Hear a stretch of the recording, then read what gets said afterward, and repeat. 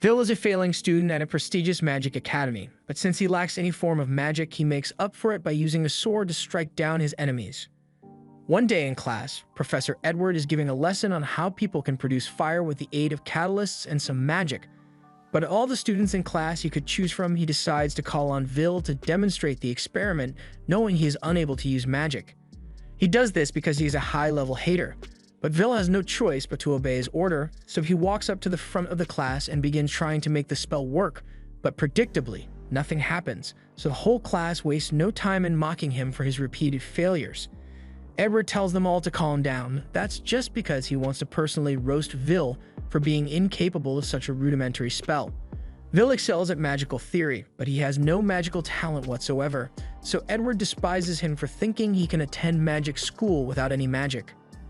One student in his class casts the fire spell from his seat to ignite the catalyst in front of Will, and while Edward isn't concerned for Will's safety at all, it would still be bad for his record if his student burnt to death, so he asks Cheyenne to refrain from doing reckless things like that in the future. Cheyenne apologizes and says he was just trying to help a little since Vil obviously isn't going to be able to do the demonstration. But with that said, Edward concludes the experiment and begins a speech about how magic is supreme in this world, so people who have no talent for it have no right to exist in this magic academy. And all this is said while making direct eye contact with Will. After class, Vil feels exhausted from all the hate he was getting, but people love hating on him, so Cheyenne follows him out of class to continue messing with Will. Luckily, there are still some people who are on Vil's side as Colette comes running to his defense. Cheyenne asks why Colette is defending Vil when she's an honors student and Vil is half a point away from dropping out of school, but she says that doesn't matter since Vil is the nicest person she has ever met and he works much harder than any of them ever have. Cheyenne is stunned for a moment, but then he begins laughing since no matter how kind or hardworking Vil is, it won't change the fact that he can't use magic, and Vil is certainly never going to become Magie-Avenger without magic. Cheyenne and his friends leave Vil alone for now after that, so while walking together, Colette tells Vil not to be bothered by what Cheyenne and Professor Edward were saying since they just did it to humiliate him, but Vil says it's fine since he really isn't able to use magic, and besides, he considers himself lucky since their hating made a cute girl like Colette want to hang out with him. Colette gets embarrassed when he says this, so she tells Vil that flattery isn't going to make her want to go out with him, but Vil says he was just stating a fact since he thinks Colette is really cute. This gets Colette even more embarrassed, and she nearly falls for Vil on the spot, so she pushes him away for a bit so she can think clearly and remain calm. She is technically a noble, so she can't let herself fall in love so easily. After regaining her composure, she looks over to Will, but he is busy looking at the sky since it is especially beautiful today. Long ago, the people of this world lived in a constant shroud of darkness, in fear of the celestial host who ruled over them. However, that all changed when the Shadow Wizard Money Gang joined forces to oppose the Celestial and bring the light of the sky to everyone. These wizards came to be known as the Magie-Avenger, and they are regarded as the epitome of magic, so no mages alive to date have ever been able to live up to the title.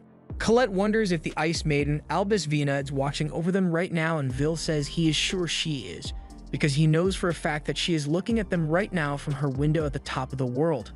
Back when Vil was younger, he had a childhood friend called Elfaria, and she would tell him all about the sun and moon she read about in her books. She was especially excited to see the sunset since it is supposedly really pretty, so she hoped they could become Magie-Avengers together someday and see the sun together. Vil promised to become a Magie-Avenger with her, but while it may have just been a promise between children, Elfaria actually worked hard to make it happen, and soon enough, she had climbed to the top of the tower through all her hard work. In contrast, Vil had no talent at all to keep his promise, yet he is still trying his best to make it up the tower, even if it is just a delusional dream. However, even with his rock-solid resolve, it doesn't stop him from crumbling like a cookie when he gets scolded. Vil asks Professor Werner to calm down a bit, but Werner is rightfully angry since Vil went into the dungeon again despite knowing how dangerous it was. And all the way down to the 7th floor, too. He is worried Vil will end up getting himself killed at this rate, so Vil begs him for forgiveness, but he also asks if he can get his extra credit now. Werner is still mad at him for going into the dungeon alone, but Vil was able to return with proof that he killed an evil guard, so he is awarded with 2 points of extra credit. Vil celebrates with his pet while Werner gets the paperwork ready, but as he does so, he asks Vil if he still hasn't given up on becoming a Magie-Avenger. In order to become one, Vil would first need to advance to a higher institute, and to do that, he would need a total of 7,200 credits. Normally, students would accumulate these credits in subjects like writing, praxis, and spell work, but since Vil can't use magic, he will never earn any credits from spell work. Vil is already aware of this, which is why he wanted to make up for it by doing extra work in praxis, but Worker has already explained to him that it is practically impossible to earn enough credits to pass through praxis alone. Vil realizes his chances are slim, but he still wants to hold on to hope that he can fulfill his promise of becoming a Mangiavander. In any case, Worker tells Vil that Mangiavander is a long way off and may not even graduate if he doesn't start earning more credits. Worker heard that Vil failed to earn any credits during his last exam, so unless he wants to flunk, he has to earn an additional 4 credits by the end of the week. Vil is shocked because that means he only has 2 days left before the deadline.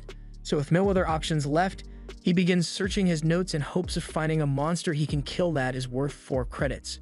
He is really desperate to find something, so while Workner doesn't want to encourage Vil to go into the dungeon, he tells him about a Baskerville monster on the 6th floor of the dungeon, and Vil hasn't submitted that one yet, so he could get the required credits from killing it. Vil runs up to Worker to hug him as thanks for all the help he has offered him, but Worker tells him not to cling so tightly because it could put his job on the line. Unfortunately, Cheyenne happened to be outside Worker's office during the whole conversation, so he knows that Vil is planning to go into the dungeon to slay a Baskerville, and as a true hater, he plans to head down there to kill it first, so Vil won't be able to get enough credits to remain in the school. A while later, Vil arrives on the 6th floor of the dungeon, and he is in a pretty good mood since he's fought at Baskerville before, so it should be an easy win for him. His pet doesn't think it's a good idea for Vil to go into this with so much confidence, but Vil says there's nothing for him to worry about since as long as he is careful about the Baskerville's flame breath, he won't get burnt to a crisp like last time.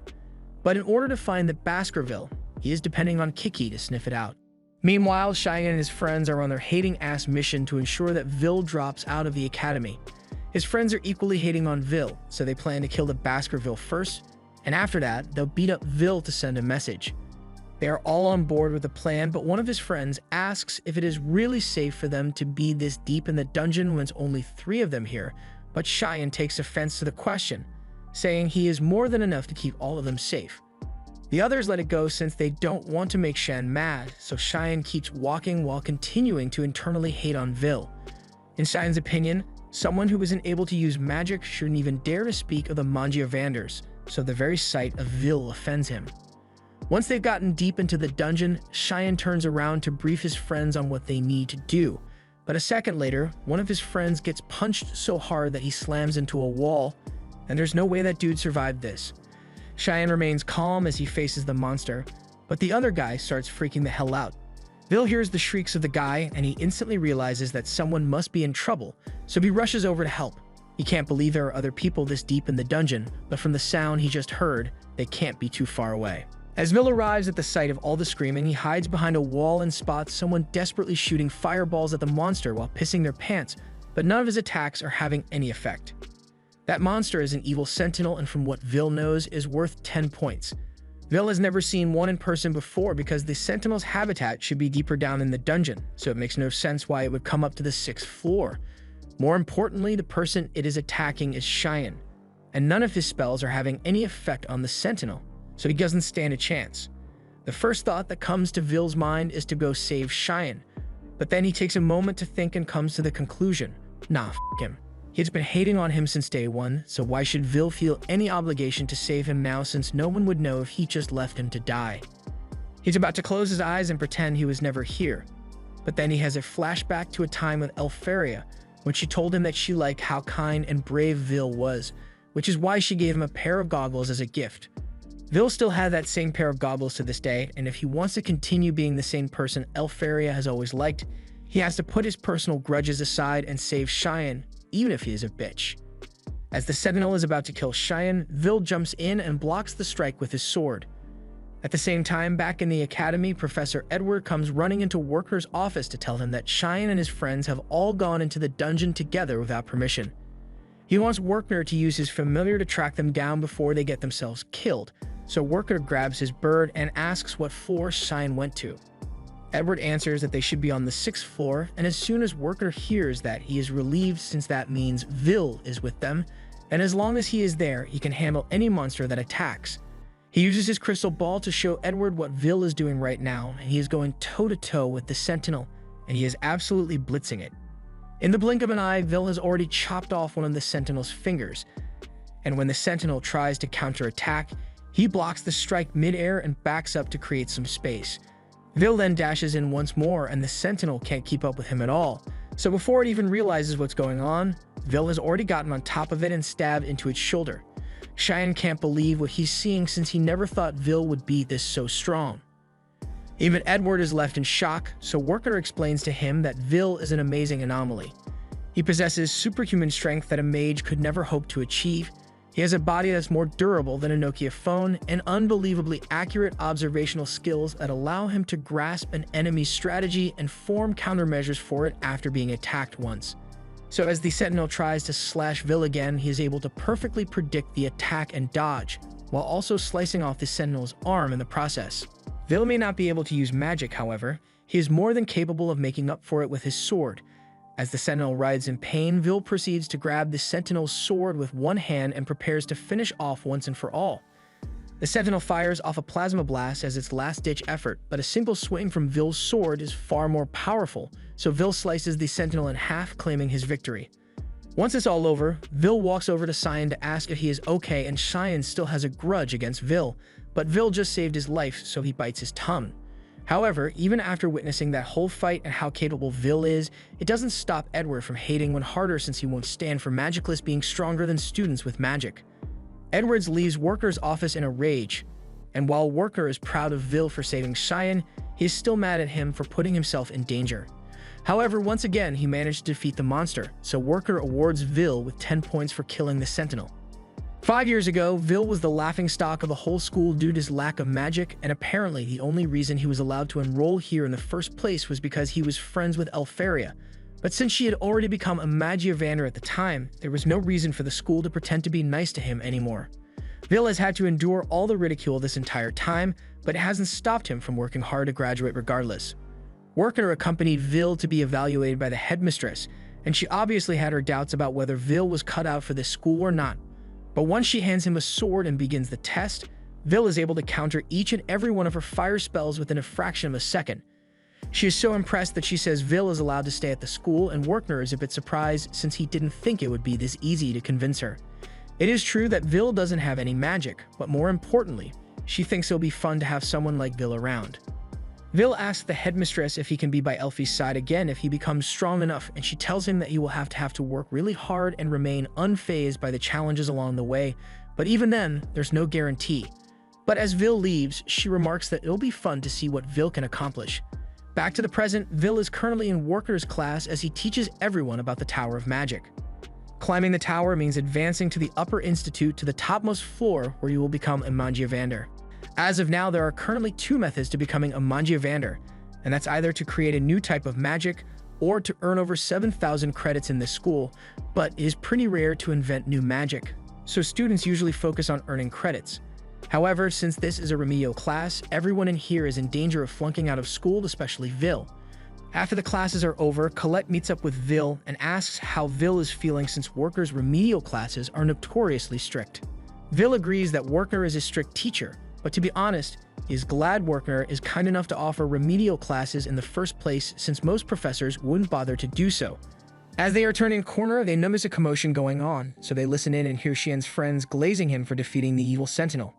They won't question how he survived, but somehow by the time he woke up, the only thing Mars saw was Xian and a defeated evil Sentinel, meaning Xian had to have defeated it.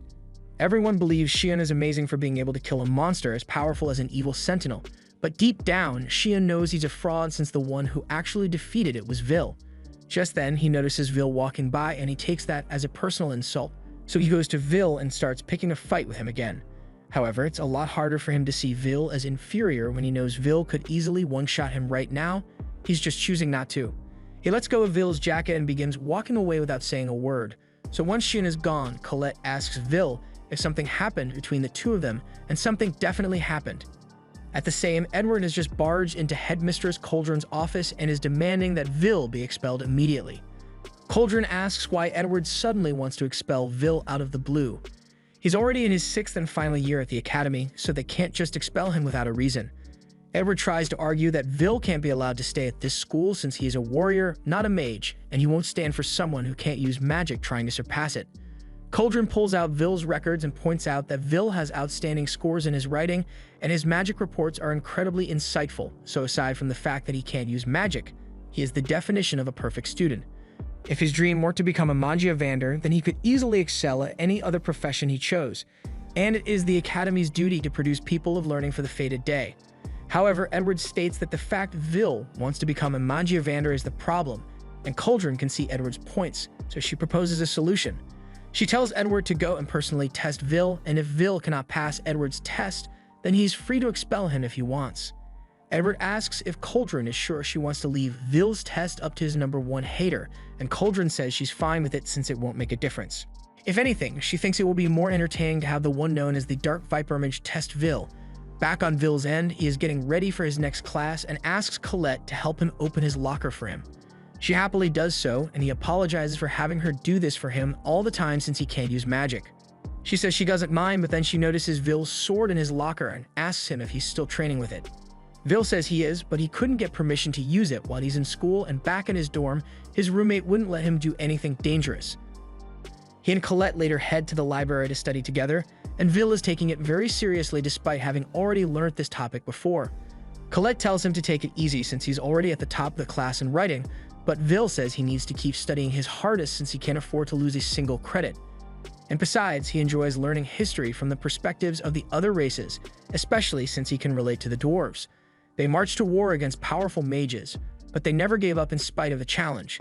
Just then, Colette notices that Vil has a white strand of hair on his head, and she says it's probably because he is overworking himself. She offers to pluck it out for Vil, and even though Vil says she doesn't need to, she still really wants to do it. However, in the middle of their flirting, Edward shows up behind Vil and tells him to come to the spell hall alone because there is something he needs to do. A little while later, Vil arrives at the spell hall, and Edward says that he will be offering Vil a special remedial class, so he should be grateful for it. Will can't believe Edward would offer him a remedial class, but that still shows that he has no good intentions.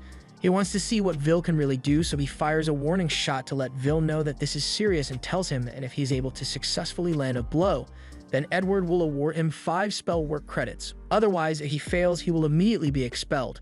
He also tells Vil that he is not allowed to refuse this test either, so he begins casting a spell to take Vil out.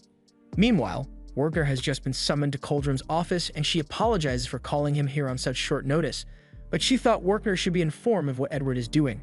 She casts a spell to show him the test Edward is giving Vil, and she forbids Worker from interfering for any reason. She believes it's only fair that Edward gets to have his request granted since Worker got the same when he asked to watch over Vil. Still, Worker thinks it is too cruel to let Edward of all people be the one to test Vil because he is a man who nearly became a Magiavander. He may have failed, but he still possesses power that is equivalent to one, so Vil is in serious danger right now. So far, Vil has been able to avoid getting hit by Edward's spells, but Edward has only been using low-level black magic so far, so Vil can't believe how much power Edward is producing. Vil has to fight back somehow, so he tries to run up behind Edward and land a kick, but Edward is easily able to block it with a shield spell. The shield is too strong for Vil to break it unarmed, and Edward calls him hopeless for thinking he could get through a magic shield with a kick. Edward then blasts him away, and Vil is starting to worry that there may be no way for him to win, as Edward is simply too strong for him to beat as he is now. Edward tells Vil that he will limit himself to 2 spells, one to attack with fire, and one to defend himself from Vil's crude attacks. However, even if it is only one attack spell, one who has mastered that one spell can outclass someone who has learned 1,000. Edward is simultaneously casting his fire spell, and Vil knows it will be bad news for him if he gets hit with that, so he starts running away, but Edward is still able to blast him regardless, and you can tell Edward is enjoying this because he looks like he is conducting a symphony of Vil's screams. Vil eventually falls to the ground, and he realizes there's no way for him to beat Edward like this, but if he had his sword, he could at least hold his ground against Edward. Outside the spell hall, Colette had been putting her things away in her locker, and she was really worried about Vil since Edward asking Vil to come alone for remedial classes couldn't have been a good sign. All of a sudden, Kiki came running up into the room covered in Vil's blood, and she was trying to get to Vil's sword in his locker. So Colette realizes that something bad really happened to Vil and opens his locker, so they can go give him his sword. As Vil is lying on the ground, Edward is slowly walking towards him while saying that Vil could never hope to become a Mangiavander if he can't surpass him here. Magic has always reigned supreme even in the past. When dwarves went to war with the mages against an army of 10,000 dwarves, all it took was one mage to annihilate them all. The sword is never going to compare to the wand, but even if the odds are insurmountable, Vil still wants to become a Mangiavander. He will do whatever it takes to achieve it. Edward can't understand why Vil would go to such lengths to become one, so he asks if Vil has some sort of noble goal that he wants to accomplish. So Vil tells him that he wants to be by the side of the girl he loves, but Edward thinks that's a stupid reason. It may seem ridiculous to Edward, but Vil made a promise to Elfie, and no matter what it takes, he wants to be able to watch the sunset with her. Just then, Colette arrives at the spell hall and throws Vil's sword to him, and now that he is finally armed, Vil is able to counter Edward's fire spell. Edward is shocked that Vil was able to cut through the spell, but he realizes it's because Vil's sword is special. Even so, he still intends to prove that Vil is no match for a mage. Vil is terrified of Edward's flames, and if possible, he would have run away from this fight a long time ago. But facing Edward is the only way for Vil to move forward, so he charges at Edward while dodging all his attacks, and since he is finally close enough, he slices through Edward's barrier and successfully scratches Edward's cheek. Edward is forced to admit that Vil has passed the test, so he awards him his 5 credits and walks away. Vil collapses to the ground out of exhaustion, and Colette runs up to congratulate him on his victory, but he is totally passed out.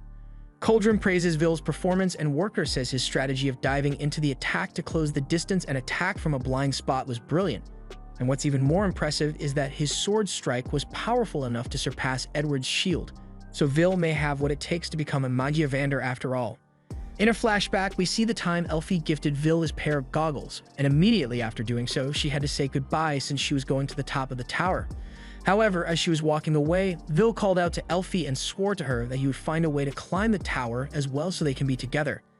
Even if the odds are against him and he can't use magic, Vil swears that he will keep his promise and see the sunset with her someday. Elfie was moved by Vil's speech, so she turned around with tears in her eyes and said she would wait for him as long as it takes, and as Elfie finally left, Vil vowed that this would be the last time he ever cries or acts pathetic again. Back to the present, Vil is currently busy with his paper deliveries since he's got to work a lot of jobs to pay for his tuition. While on his usual route, he happens to run into Danon, and he greets him warmly, wishing Vil luck on his delivery route. He also says he will be visiting the tavern later today, so Vil tells him he will be waiting for him. As Vil runs off to finish off his deliveries, he ends up tripping on some steps and spilling the newspapers all over the place. But that is not a problem, since with his speed, he's easily able to pick all the papers out of the air and avoid falling over. He happened to miss on newspaper, so he walks over to pick it up, but as he does so, he notices an article about Elfie and how she's created yet another type of original magic. She's the first person to create 12 different original magic spells, and Vil is happy to see that she's still working hard up there, so he's going to work hard here as well. He's about to get moving again, but then he notices that there's another section in the article that says Elfie has personally passed a request to the academy, and he totally freaks out over it. He immediately runs over to his dorm room and begins asking his roommate Rusty if he can help him make a magic item on short notice. Rusty asks what the huge rush is, so Vil tells him about the request Elfie put in, and he wants to be the one to handle it. He doesn't have any lessons today, so he's free to prioritize the request and starts getting dressed. The job is to gather Frostwalker ice cores since she apparently needs a lot of magic catalysts, and all participating students are going to be compensated accordingly, so Vil just needs Rossi's magic items to help him. Rossi jokes that Vil is really straightforward with his request, but he has no reason to refuse, so he hands Vil his new and improved magic items, which Vil is very thankful for. Down on the 4th floor of the dungeon, Vil has just arrived to begin gathering ice cores, but there are already a ton of students here to do the same thing. Still, Vil expected as much since Elfie is famous, so he is going to give it his all. However, just as he is about to start, a huge explosion rings out in the cave, and it looks like it was caused by Xian, who just blew up a bunch of Frostwalkers. His friends praise him for his display of skill, but internally Xian is agonizing over the fact that he is still nowhere near the level of strength Vil showcased that day. As Vil sees Xian, he is honestly impressed by the magic power he used, although he seems really angry about something. In any case, with all these students here, Vil will never get the chance to slay any Frostwalkers, so his only choice is to go deeper into the dungeon floor. As Vil descends, he ends up seeing a girl in danger, so he leaps into action, and moments later, all 3 monsters have been sliced in half. The girl is shocked by what she just witnessed, since this is the first time she has seen a magic student use a sword to fight. Vil asks her if she's alright, and after the initial shock has worn off, she says she's fine and introduces herself as Iris. We cut to a lecture with Werkner where he is talking about the great achievement of creating new magic. It is an accomplishment so grand that it warrants unconditional advancement up to the top of the magic tower, and new magic is usually named after the person who created it or from words associated with them. For example, the dark magic spell Dax Darbicans that Edward used is named after a mage from ancient times called Fire Watchman Darbicans. So if any one of the students here manage to create new magic, they will be carving their names into history forever. A student raises her hand and asks Werkner if this means Elfaria is an amazing mage, and without a doubt, Werkner believes that Elfaria is unbelievably good at her magecraft. It is unheard of for a single mage to create 12 original spells by themselves, so it isn't a stretch to say that she is one of the greatest mages to ever live. After hearing about Elfaria's accomplishments, Colette has to admit that she is every bit as amazing as Vil had said she was, but her friend Rose starts teasing her for being jealous of Elfaria because she's in love with Vil. Colette gets embarrassed and yells at Rose for saying such ridiculous things, but that causes a disturbance in class. So Werkner turns around and tells her to sit down and be quiet. Meanwhile, down in the dungeon, Vil and Iris are walking along a passage, and after Vil had introduced himself to her, she recalls hearing about him since she was told about an upperclassman who couldn't use magic, nicknamed the Unprecedented No Talent. Vil is shocked to hear that people actually call him that, but he also notices that Iris referred to him an upperclassman. So she explains that she is only 14, meaning she's 2 years below Vil right now. That makes her a fourth-year student, but Vil has something that he's curious about, so he asks her if she doesn't feel any disdain towards him due to his lax magic. But Iris doesn't see why she should dislike Vil for something like that, especially when he saved her a few minutes ago. Even if he can't use magic, she has a heartfelt respect for people who have their own special talents. Vil gets a bit flustered, so he changes the subject and asks Iris if she's here because of Elfie's request, and Iris confirms it, saying she wants to be of use to the Magiavander and someday she hopes to become one of the people to hold up the sky. And she isn't speaking metaphorically, by the way. In this world, people aren't able to see the real sky because their world is hidden. The tremendous energies of the Magiavander cover everything and create a false sky known as the Great Barrier, and according to the legends, when the Great Barrier falls, the world will once again be enveloped in darkness and a great calamity will begin. That's why students are motivated to fulfill the requests of the Magiavander, not just because they admire them, but also because they believe it will help support their mission to hold the sky up. Iris mentions that she has actually had the honor of meeting Elfaria in person before, and Vil is surprised, so she starts telling him how it happened. She was cornered in the dungeon one day, and as her life had begun to flash before her eyes, she saw no way out. However, before she could be devoured, a burger wall of ice encased all the monsters that were attacking her, and she turned around to find Elfaria standing there and asking if she was alright. It was an experience she will never forget, which is why she wants to do everything she can to help Elfaria. However, even though she came to get the Frostwalker cores, she hasn't been able to find a single one, and her search spell isn't picking up anything either, so she assumes the other students must have defeated them all. But Vil doesn't think that's the case. He shows Iris an ice fragment that Frostwalkers leave behind when they move, and it's normally supposed to be around a millimeter, but this one is huge. That can only mean that there must be a powerful Frostwalker nearby, probably somewhere that Iris's search spell can't detect. Iris asks Vil how he could possibly know all this when he can't use magic, so he explains that he studies magic because he thinks it is amazing, but it's not almighty. Especially not inside a place like the dungeon, so he who lacks magic has to use all his knowledge, wisdom, and experience to make up for it.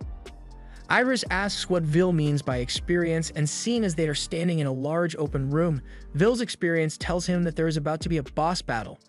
As the Frostwalker tries to sneak attack them, Vil dashes forward to get Iris to safety, and as she finally realizes what's going on, she identifies the monster as a Frostrex. A Frostrex is the highest form of a Frostwalker, and it's worth 6 credits on its own, so it's basically the special boss monster of the 4th floor. The Frostrex fires an ice laser towards them, so Vil jumps out of the way to avoid being frozen to death. He sets Iris down and asks her to stay back while he handles the Frostrex, but Iris warns him that physical attacks won't work against the Rex, as anything it touches will instantly be frozen. For that reason, close combat has been completely ruled out as an option, and it is generally believed that the only way to deal with it is with long-range magic attacks, but Vil isn't worried as he has a plan in mind to deal with the Rex.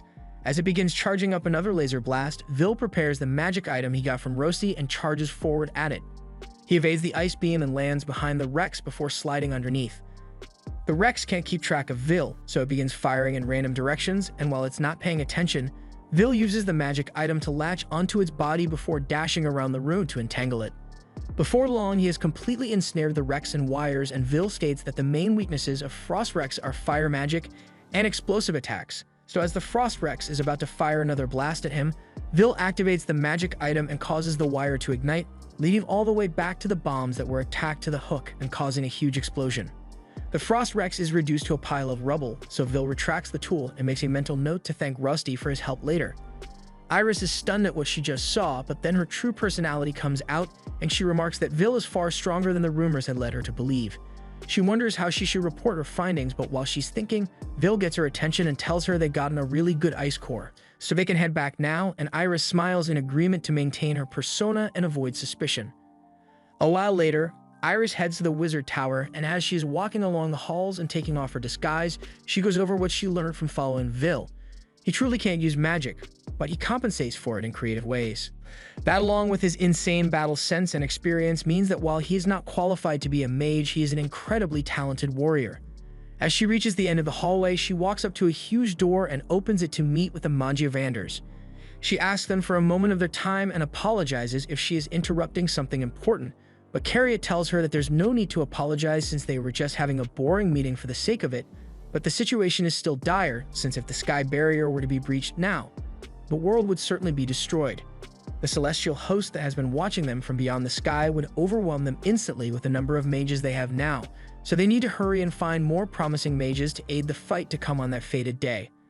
Otherwise, the calamity in the lore will come to pass, and they can't allow that to happen. They ask Iris how her observation mission went and if she happened to find anyone useful, and she confirms that she managed to find a promising person who could be useful to their cause. The no talent who can't use magic, Vil Surfort, and she recommends that he be inducted into the tower. Cariat and Eleanor are against the idea, but Z thinks it could be fun, while Elfie chooses to reserve her opinion on the matter.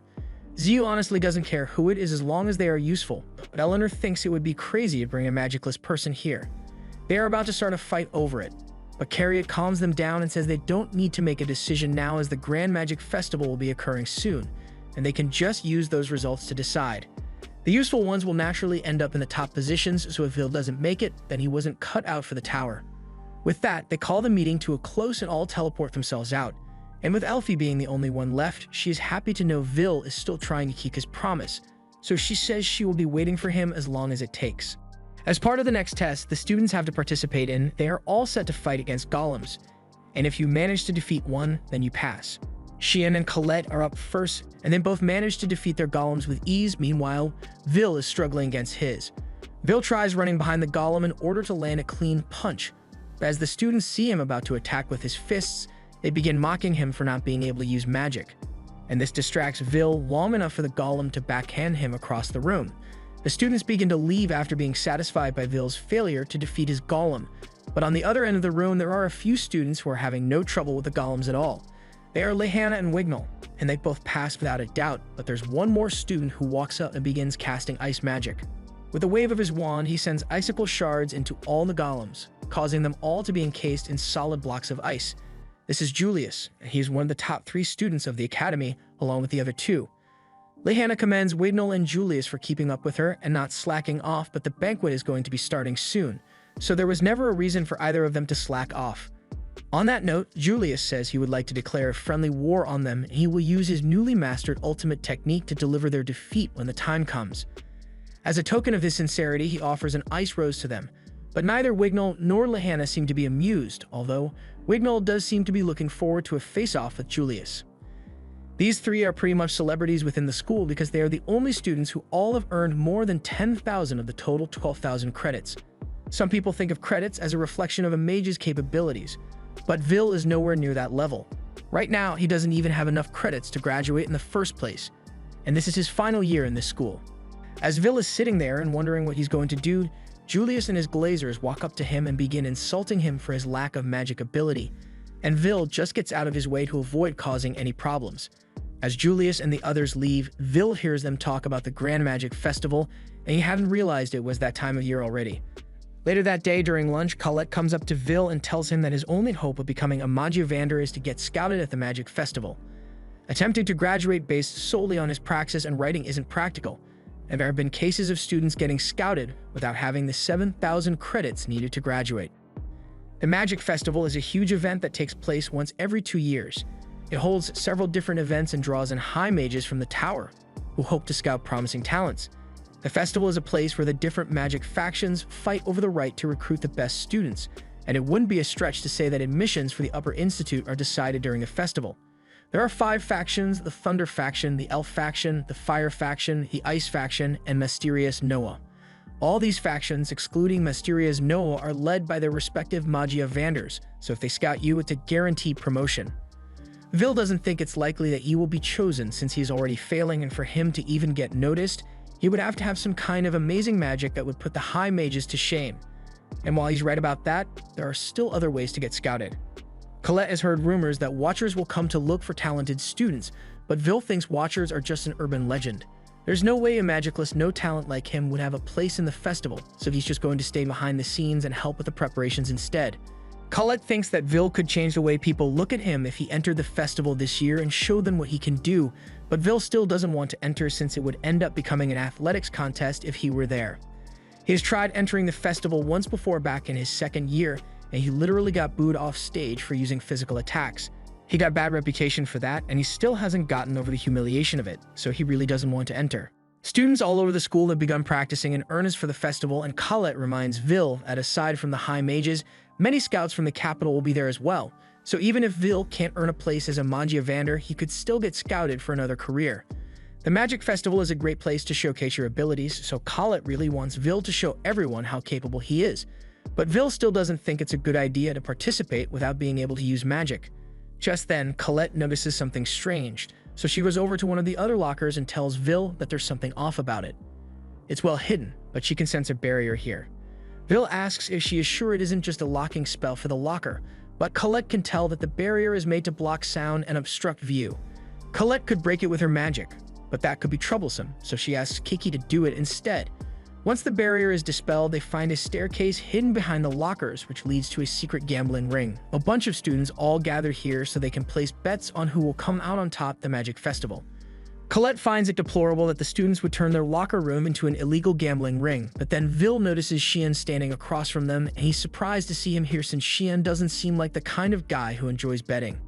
Xian gets defensive and starts yelling at Vil to mind his own business, but Colette steps in and warns Xian that if he gets into a fight with Vil for no reason, then she will make sure he regrets it. Xian calms down, so Vil asks him again what he's doing here since he doesn't seem to be participating in all the betting. Xian doesn't feel the need to answer Vil's questions, but it's totally not like he came here to see whether people were betting on him or not, and he definitely isn't upset that no one thinks he has a chance of winning even though he's the 4th best student in the school. Sure, the top 3 students may have slightly more credits than him, but Xian's credit score is in the high 9,000s, and the only reason he ranks lower than the others is because he failed a writing test once. Since then, he has been working a lot harder to make up for the lost credits and catch up, but his magic skills are still on par with Lehana and the others, so he is just as likely to win at the festival as any of them are. Although, he doesn't know why he is trying to justify himself to Vil. After that, the rest of the day goes on like normal, and once classes are over, Vil gets up to leave. Before he goes, Colette gets his attention and asks if he is free after school because she would love to hang out with him, even if it's going into the dungeon together, but unfortunately, Vil has work to do tonight, so he won't be able to spend time with her today. Later that night, Vil is at Jana's restaurant on the outskirts of the city, and he's working as a waiter there. He brings a tray of food and drinks to Donnan, and Donnan feels bad for how hard Vil has to work all the time. He delivers newspapers in the morning, has classes during the day, and then has to work here at night. It's definitely hard, but Vil has to push through it since he doesn't qualify for the school's scholarship, meaning he has to pay for everything out of pocket. Donnan mentions that he heard something about the Grand Magic Festival coming up soon, so he suggests that Vil could participate, but Vil immediately shoots down the idea because he doesn't want to get humiliated again. Jana yells for Vil to get back to work and points out that his friend is working much harder than him. We then see Rosti, who is also working as a waiter here, although he is only doing it for Vil as a favor to him since tonight is really busy and one of Jana's workers quit. And all that extra work is just going to get dumped on Vil's shoulders if she doesn't hire someone soon. After the dinner rush is over, Vil and Rosti are cleaning up the dishes, and Rosti asks Vil if he is really okay working here, because the wages he gets paid from the dwarves aren't that high. He could easily ask Werner to help him find a higher paying job, but Vil doesn't want to bother Werner too much, and besides, he likes the people here a lot, so working around them is fun for him. They are honest, caring, and shower him with warmth, so Vil respects them a lot. Things are going really well, but a few moments later is all ruined as Julius walks into the restaurant just so he can be a hater. As soon as he steps in, the first thing he does is start insulting the restaurant and the dwarves in it. Julius then notices Vil here and begins laughing to himself that a failure like Vil is only fit to be around barbarians like dwarves. This gets on Donan's nerves, but the other dwarves there hold him back because they can't afford to get into a fight with a mage.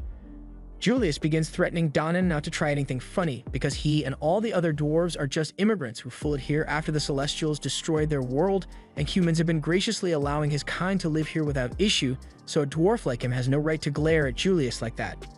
Donan calms himself down because he knows there is nothing he can do, and everything Julius said about the dwarves being refugees is true since they fled here after their world was destroyed.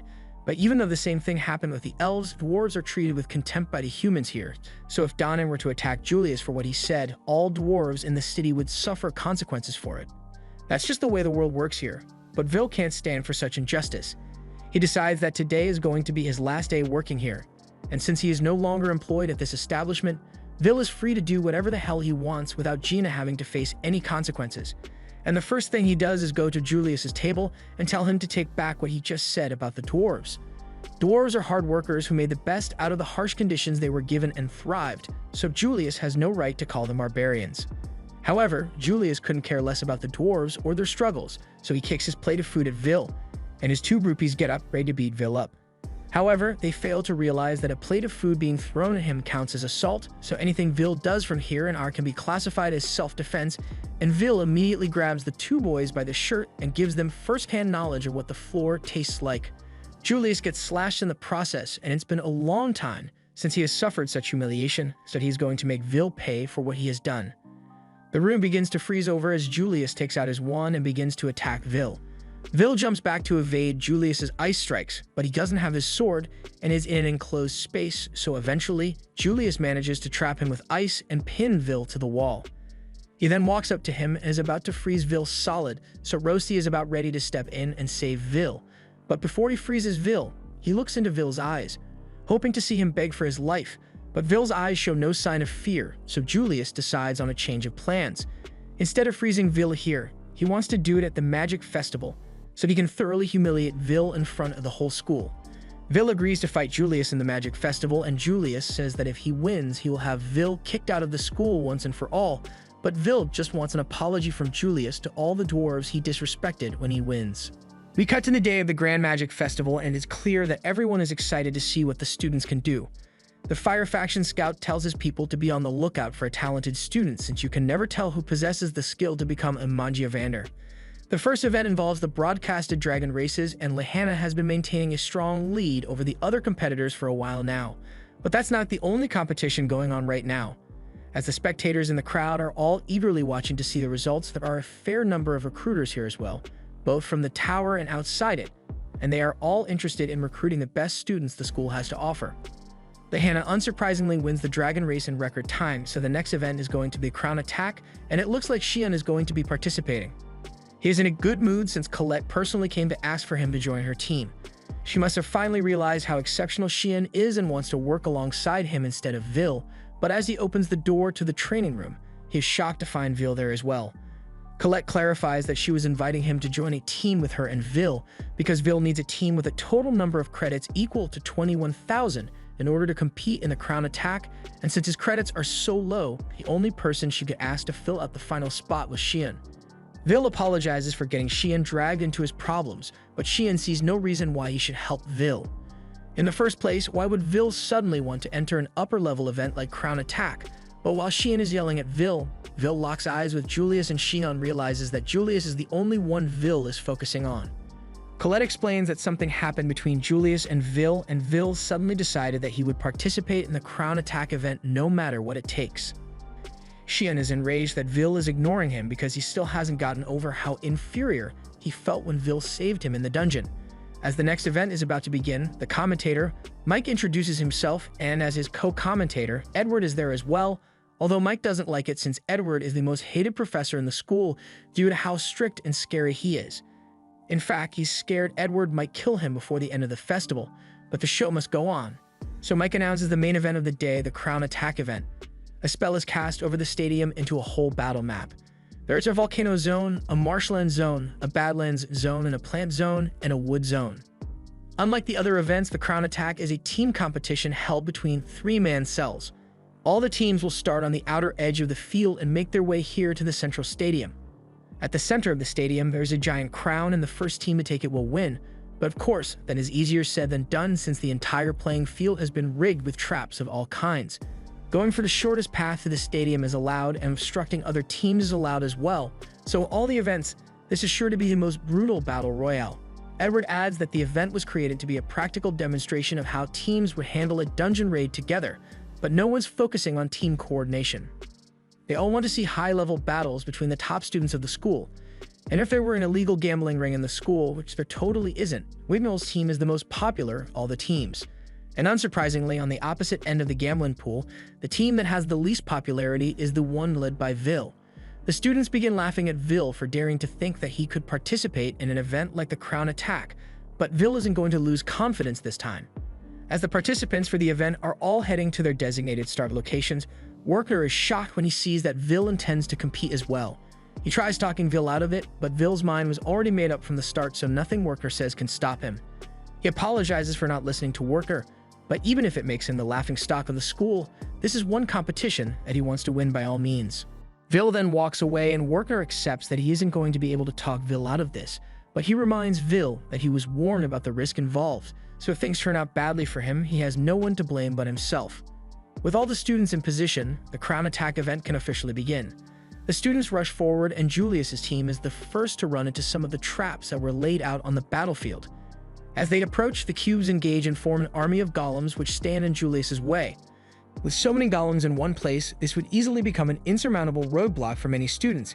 However, Vil continues to charge forward at full speed, and he is showing no signs of slowing down.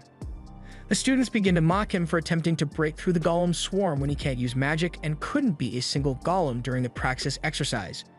Vil continues running towards the golems, and before he attacks, he gives a signal to Colette, who then casts a spell to create a magic gauntlet for Vil, and with it, Vil is able to absolutely demolish all the golems in his path. The jaws of all the spectators hit the floor as they all witness Vil's capabilities, but Werkner already expected something like this to happen. So long as Vil attacks using a magic gauntlet, then he can do a significant amount of damage even if he doesn't have his sword, and since Colette is the one who made it, then it's technically not against the rules either. Against every prediction and all the illegal betting odds, the first one to successfully make it through the golem horde is Vil, and he's going straight for the crown now. Ever since the day Vil saved him, Xian has been reliving that moment over and over in his head. He views it as one of his worst failures, and he would have preferred to die rather than face such terrible humiliation. That's why he has been struggling so hard to improve himself and build up every ounce of strength his body can possibly generate, but even with all his hard work, Vil is still outclassing him without magic. In the Crown Attack, Vil and his team have taken a huge lead, and with the goal being to reach the stadium and seize the crown, the other competitors are going to have to pick up the pace if they don't want to be left behind. Vil makes it to the Badlands zone, and upon arrival, more cube traps activate. By this time, they begin firing rock bullets at Vil and the others. As the bullets are headed their way, Vil stops and uses his gauntlet to punch the ground to create a rock wall that blocks the bullets. He then jumps forward and asks Colette for some help again, so she casts a spell that creates a dozen swords for Vil, and he proceeds to use the swords as projectiles to destroy all the cubes in his way. Mike announces that Vil's team has made it through the Badlands with ease, and they're yet to come across a trap that poses a challenge for them with their teamwork, although Xian hasn't really done anything though. The spectators that get against Vil try to downplay his skill by saying Colette's magic is doing all the heavy lifting, and her magic definitely plays a part in it, but the efficiency of the weapons in battle all comes down to Vil's technique. The scouts are starting to take notice of Vil and his amazing skill in detecting and countering traps, and as much as he doesn't like Vil, even Edward has to acknowledge his hard work. All the time Vil has spent in the dungeons has allowed him to minimize the inefficiencies in his movements, and his superhuman reflexes allow him to capitalize on the smallest openings available. One other team is frustrated that they are losing to someone who has no magic, but their hate for Vil distracts them so much that they end up falling for a flower trap, so they get eaten alive. The other teams face similar issues with the traps laid along the path, but through all the brutal obstacles, Vil still manages to keep the lead with his team. The turn of events has caused quite the uproar at the stadium, so much so that Julius can hear it all the way over here. He asks his teammates for an update on the current situation of the event, and Julius's teammates use a detect spell to locate the rest of the competition. From what they are seeing, it looks like Vil is currently in the lead by a large margin, so if they don't do something about him soon, Julius may actually lose. However, Julius doesn't seem to be all that worried since he has a plan to handle Vil personally. Meanwhile, Vil and the others have just made it to the final area before the arena, the Enchanted Woods. As Vil runs in first, he triggers several magic circles at once, and he soon realizes that this must be a chain circle trap, but it's not going to be a problem since he already has the perfect counter for something like this. If all of them are going to fire at once, then he is just going to have to make them cancel each other out, so he begins carving away at the area around each magic circle. And by putting some spin on them, he is able to make all the spells fire at one another and explode. Mike excitedly announces that Vil has made it through the forest traps without any trouble, and he asks Edward if he has any comments to make since he was the one who set up that dark magic minefield. But Edward just clicks his tongue in annoyance that Vil managed to get past his trap so easily. Even with all the momentum Vil has built up with his massive lead as he gets closer to the stadium, the chances of him running into another team and getting attacked become rise dramatically. He'd had to take out a couple of other teams, but there's one team in particular that he is after, so Vil intends to run ahead and set up an ambush for Julius. However, as he is on his way to secure the high ground for his ambush, the tables are turned on him as Julius fires an icicle straight at him. Vil is alright since it didn't hit his body directly, but he can't understand how Julius could have possibly made it here before after the huge lead they had. On top of that, Julius is alone, so Vil has to worry about the possibility that Julius's other teammates are hiding somewhere to ambush him. Julius begins to cast a hail of icicles at Vil, so Vil doesn't have time to worry about the possibility of an ambush and starts running away for now. He just needs to get serious and deal with Julius. But it looks like Xian is getting serious as well as he begins the casting process for an unbelievably powerful Inferno. But he seems to be staring at Vil a little too much, so Colette warns Vil that Xian might be aiming for him. As Xian fires the spell, Colette creates a rock wall in front of Vil in order to keep him from getting burnt to ash. Xian's blast creates a massive shockwave throughout the battlefield, and Vil is a little confused about what just happened. He looks up and sees that the forest has been completely incinerated, and Xian walks up to Vil, saying Julius was in the way. He may have taken Julius out as well, but there's no doubt in Colette's mind that Soon fired that spell with the intention of killing Vil. Colette asks what he thinks he is doing, but Xian believes he is justified in his actions. He played along with Colette's request and joined their team so that Vil could participate in this event, so now he wants the favor paid back by having a one-on-one fight with Vil. Vil asks why Xian wants to fight all of a sudden, and why it has to be now of all times, but Xian doesn't feel like explaining himself and fires a warning shot at Vil. Colette tries to interfere and stop him, but before she can do so, she is blocked by a wall of ice from Julius, who somehow managed to survive that deadly blast. Colette is in trouble, so Vil wants to go save her, but Xian isn't going to let Vil go until he has gotten a proper fight out of him, so he shoots some fireballs at Vil which knock his sword out of his hand. Vil tries to reason with Xian so they can do this another time, but Xian is dead set on fighting him, so he tells Vil to pick up his sword so they can have a duel, and with no other options, Vil agrees to face him. To Xian, Vil looked pitiful from the very first day he laid eyes on him, but at the time, Xian felt genuine sympathy for Vil and all the bullying he was suffering, and he really wanted to help him. So he tried to convince Vil to become his subordinate, because that way, no one would be able to bully him anymore. However, Vil completely ignored him and kept walking around the corner. Xian runs to catch up to him, but as he grabbed Vil and told him to take the offer seriously, Vil looks him dead in the eyes and tells Xian to get out of his way. Xian may have pitied Vil, but Vil never pitied himself for a minute. Rather, he was always looking forward to his goal, and Xian couldn't accept the fact that Vil had rejected his kindness and ignored him as though he were a side character. So from that day forward, Xian started to hate Vil. Back to the present, Vil is running amongst the trees in an attempt to evade Xian's fireballs. But as he hides behind a tree, Xian sends some homing fireballs which nearly hit Vil and send him flying across the forest floor. He catches himself with his sword, but Xian sends her another flame attack in his direction, so Vil is forced to use the sword to deflect it, and while he is distracted, Xian catches him off guard with a fire whip which swings him around the forest. Vil eventually manages to cut himself free, but Xian is right there to attack him with a devastating explosion spell. Luckily, Vil deflects this as well, But it is starting to get on Xian's nerves that Vil is doing nothing but evading when they are meant to be having an all-out fight. Vil responds by saying he doesn't want to have to fight with Xian here. The only reason he joined this competition in the first place was to get justice for Danan and the other dwarves, so he doesn't have time to waste on a pointless fight with Xian right now. Xian is enraged that Vil still isn't taking him seriously even in a situation like this, so he threatens to burn Vil to ash if he doesn't start treating this like a serious fight. The crowd is shocked to see Xian fighting Vil when they are supposed to be on the same team since something like this has never happened before. Mike asks Edward for his opinion on the matter, and Edward says it's disgraceful for students in the same team to be fighting amongst themselves, and given that the objective of the competition is teamwork, Vil's team is sure to lose points with the scouts.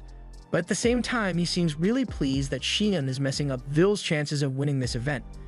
Everyone in the crowd is shocked that Xian would be short-sighted enough to attack his own teammate because of a personal grudge, and the scouts are definitely taking note of this behavior pattern.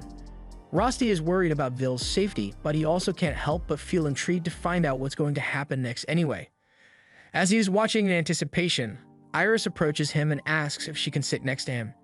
Rosti seems to recognize her, so he says he is fine with her sitting next to him, so Iris takes a seat and immediately begins cheering for Vil. Rosti is surprised she would go out of her way to support Vil since she always looked like a meek person to him, and Iris admits that this is out of character for her. But after she was introduced to Vil, she couldn't help but feel captivated by him. Rosti can understand the feeling, but he's starting to get jealous that Vil is so popular with the ladies, and even Xian as well, since he is technically fighting because Vil never gave him any attention.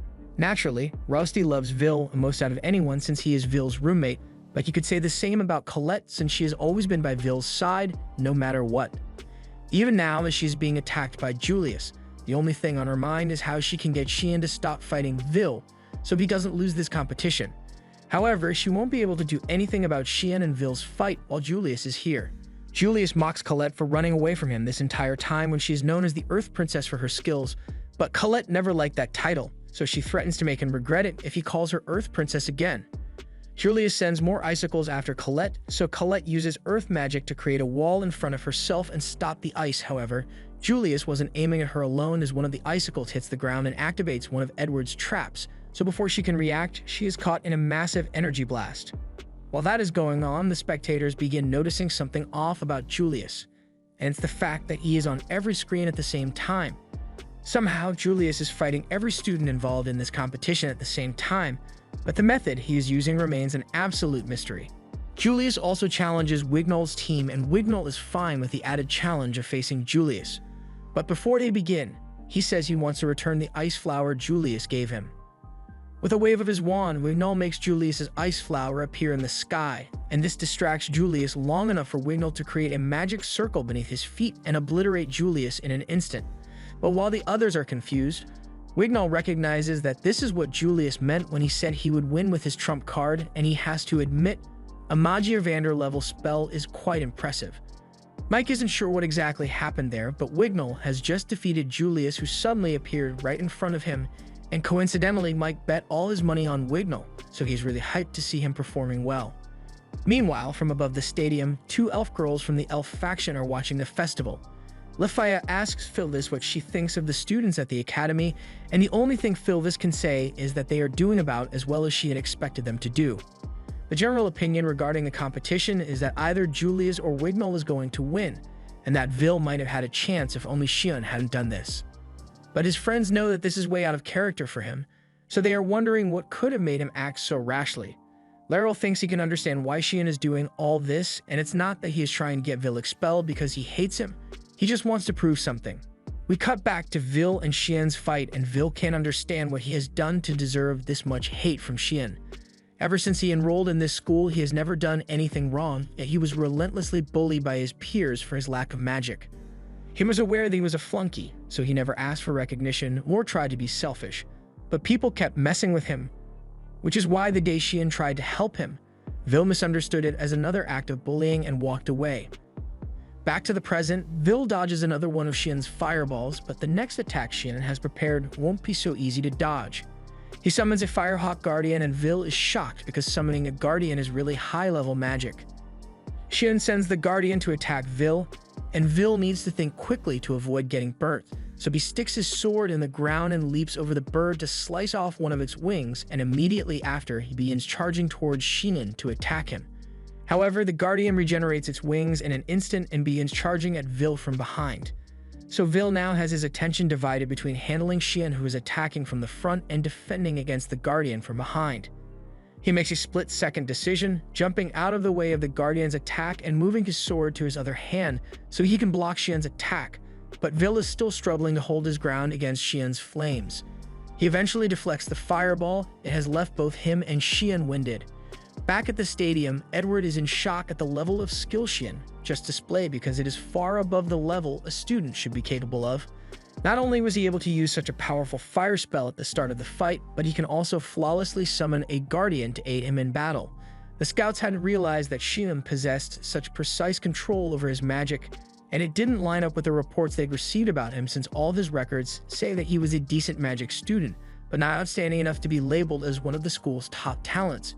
However, something must have happened recently to make him improve this much. They'll need to prepare a new report for Cariat, since it looks like they've found their latest scouting candidate.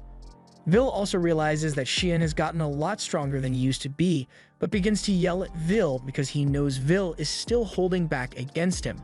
He wants Vil to use the strength he showed when he was up against the evil Sentinel, but the situation was different back then. It's one thing to go all out to kill a monster, but Vil sees no reason why he should be fighting Xian right now. Xian can't believe that after all the years of hating on Vil and humiliating him any chance he could get, that Vil still doesn't resent him. However, Vil never said he doesn't resent Xian. He can't even count the number of times he had thought about getting revenge for all the things Xian has done to him. But now isn't the time for that, because he needs to focus on defeating Julius instead. Hearing those words come out of Vil's mouth makes Xian incredibly angry, because even now Vil is still ignoring him. He doesn't care about Vil's problems or whatever goals he wants to accomplish. He just wants Vil to look at him and face him like a worthy rival rather than some insignificant obstacle. While Vil never tried to act in a selfish manner, he still always has a part of him wishing that someone would recognize his skill, but he didn't think it would ever happen. He never knew Xian thought so highly of him, but now that he does, if Xian truly wants Vil to acknowledge him as an opponent, then Vil has no choice but to face him seriously. Xian is happy to see that Vil is finally taking him seriously, so he begins casting another spell. Vil realizes that if he tries to attack now, then the Guardian is sure to intercept him, so he decides to wait for the moment when Xian casts his spell to counterattack. As Xian finishes his spell incantation, he orders his Guardian to attack while he simultaneously casts a wide-range annihilation spell. This simultaneous attack would normally be unavoidable, however, Vil already saw the trajectories of all the fireballs, so he dashes forward and skillfully runs in between the gaps in the attacks. He then leaps into the air and destroys the core of the Guardian. And with no more obstacles in his way, he charges straight for Xian to take him out. Xian expected as much from Vil, but he isn't out of defensive measures yet, as he casts a last-minute fireball at Vil. However, before the two can clash, Colette creates a giant rock wall in between them. Both Vil and Xian weren't expecting this, so they fall to the ground, and as they look over, they see a smoking mad Colette who has had most of her clothes burned off. Vil asks Colette what happened to Julius, so she answers that she beat him to a pulp, but then he turned into ice and disappeared. Xian is confused when she says Julius disappeared, but then he realizes something even more shocking. Colette's clothes are almost entirely burnt off. He tells her she is showing way too much skin for a noble lady, but she reminds Xian that it was his flames that did this to her clothes in the first place. She then tells Vil that he should go on ahead without them, since he needs to catch up to Julius before he captures the crown. Xian tries to argue that he hasn't finished his duel with Vil yet, but she shuts him down and says it is really important that Vil beats Julius here, and thus was pretty much his only chance to show the tower how capable he truly is, but Xian had to go and ruin it. Vil stops her rant and thanks her for being worried about him, but he can still make it in time. He apologizes to Xian and tells him they can complete their duel another time, but Xian still wanted to settle the fight today. Back at the stadium, the first team to arrive is Julius's team, and it looks like nothing can stop them now. But right outside the stadium, Vil is running in at full speed, and just before Julius's team can claim the crown, he crash lands in the middle of the arena and tells Julius that it's time to settle this. Up in the magic tower, Elfaria is peacefully sitting by the window when her assistant, Sarissa, walks into the room. At first, Sarissa apologizes for intruding on Elfaria's meditation, But then she realizes Elfaria is just sleeping, so she smacks her across the head. Elfaria wakes up and complains that Sarissa didn't need to hit her that hard, but Sarissa tells her that she should take her status as a Magiavander more seriously. It's a massively important role, yet Elfaria spends most of her time either sleeping or watching the world down below. Elfaria asks Sarissa why she came here, so Sarissa tells her that she has brought a list of promising candidates the scouts have selected. As Elfaria looks over the list, Sarissa tells her that the candidates of this year's festival are exceptional, but there is one that stands out among the rest for their ice faction. The one she's referring to is Julius, and from his stats, Sarissa believes he may even one day become Elfaria's successor as Ice Magiavander. Elfaria admits that Julius certainly looks promising and he could become her successor one day, but that's only if everything reported about him turns out to be true. Down in the stadium, Vil squares off against Julius and his team, and victory goes to whoever is able to grab the crown first, so Julius could just grab it since he's closer, but he wouldn't be satisfied unless he brutally defeats and humiliates Vil in front of a huge crowd. Vil tells him that he has no intention of losing and readies his sword, so Julius begins his attack by casting a smokescreen. Vil can't see anything, but he can still hear the footsteps of 3 people around him, so he realizes that Julius and his team must be trying to surround him so they can attack from all directions. All of a sudden, an ice ball comes flying at Vil from behind, so he jumps out of the way and begins running to make himself a harder target to hit. Even with his vision blocked, he will be able to determine their locations from the trajectories of their attacks, so as 2 more ice balls come flying at him, Vil believes he has determined all their locations and jumps in to attack Julius. However, as he does so, he is blindsided by a 4th attack. Vil gets knocked back and he doesn't understand where that 4th shot could have come from since he should only have 3 opponents, but his confusion only worsens as he looks over and sees that Julius and his team never even moved from their original positions. Yet Vil is sure that he was still getting attacked by Julius, but there are 5 of him now for some reason. The first thing that comes to Vil's mind is that this must be some kind of illusion magic, but the hits he has been taking are very real, so he soon realizes that the spell is way too complex for mere illusion magic. Julius is creating clones of himself, and he forgot to mention this earlier, but his clones also explode on command, and one happens to be right in front of Vil. So once Julius gives the command, it explodes and encases Vil in a thick layer of ice. This turn of events is certainly exciting, but the crowd is more focused on trying to figure out what kind of magic Julius is using. However, Edward and Werner immediately recognize what kind of magic this is, and Werner explains that it is one of the secret arts discovered by the gifted ice Magiavander Elfaria. She created and mastered 12 unique ice spells, and Julius is currently using the first in the series, Ars Weiss. It is a spell that creates icy copies of its caster, and Vil is furious that Julius would dare to use a spell made by his Elfie. Julius just laughs and says his natural talent is what allowed him to learn the spell, as he was able to learn it by studying on his own. So even if it's only 1 out of the 12 spells, he believes he is now on par with a Magiavander. And that means Elfie isn't all that impressive, and one day he is going to expose her as a fraud. There are a lot of things Vil will overlook, but calling Elfie a fraud isn't one of them, so he breaks out of the ice and charges forward at Julius to make him regret those words. But Julius uses his clones to attack Vil with more ice balls. His clones move exactly how he tells them to, and they can use magic as well, so Julius can keep Vil busy for as long as he needs to. And not only that, once Vil is in position, Julius is able to cast a spell through his clones that seals Vil inside an impenetrable ice barrier. Once Vil is immobilized, Julius proceeds to cast a giant ice meteor and sends it hurtling straight for him. With nowhere to go, Vil ends up being crushed by the ice meteor, and the crowd begins cheering for his amazing strength, and even Edward has to give him credit for his outstanding performance as he won that battle without taking a single step with his real body. With all eyes on him, Julius takes the opportunity to declare that his ice magic has become unmatched after acquiring one of Elfaria's spells, so he is going to make sure he becomes her successor as the next Ice Magiavander. Julius did all this just so he could show off his power to the scouts, and his claims certainly seem realistic, but it's going to be really embarrassing if he ends up losing this fight after everything he just said. In the next moment, Julius hears the sound of ice cracking, and in utter shock, he turns around as the meteor crumbles to pieces and Vil walks out mostly unharmed. Vil thanks Julius for giving him a chance to cool off, since he has a bad habit of getting hot-headed and impulsive whenever someone slanders Elfie's name, but he won't make that mistake again. Julius attacks Vil again with his ice clones, but this time, Vil calmly evades the ice and appears behind Julius's teammates. Vil then knocks the 2 of them out in one swift motion, and as he does this, Julius's ice clones crumble to the ground. From the moment he saw Julius's clone spell, he knew it was incomplete, Julius could use the spell briefly, but he was never able to handle the spell on his own for extended durations, which is why he had his teammates help him with the casting.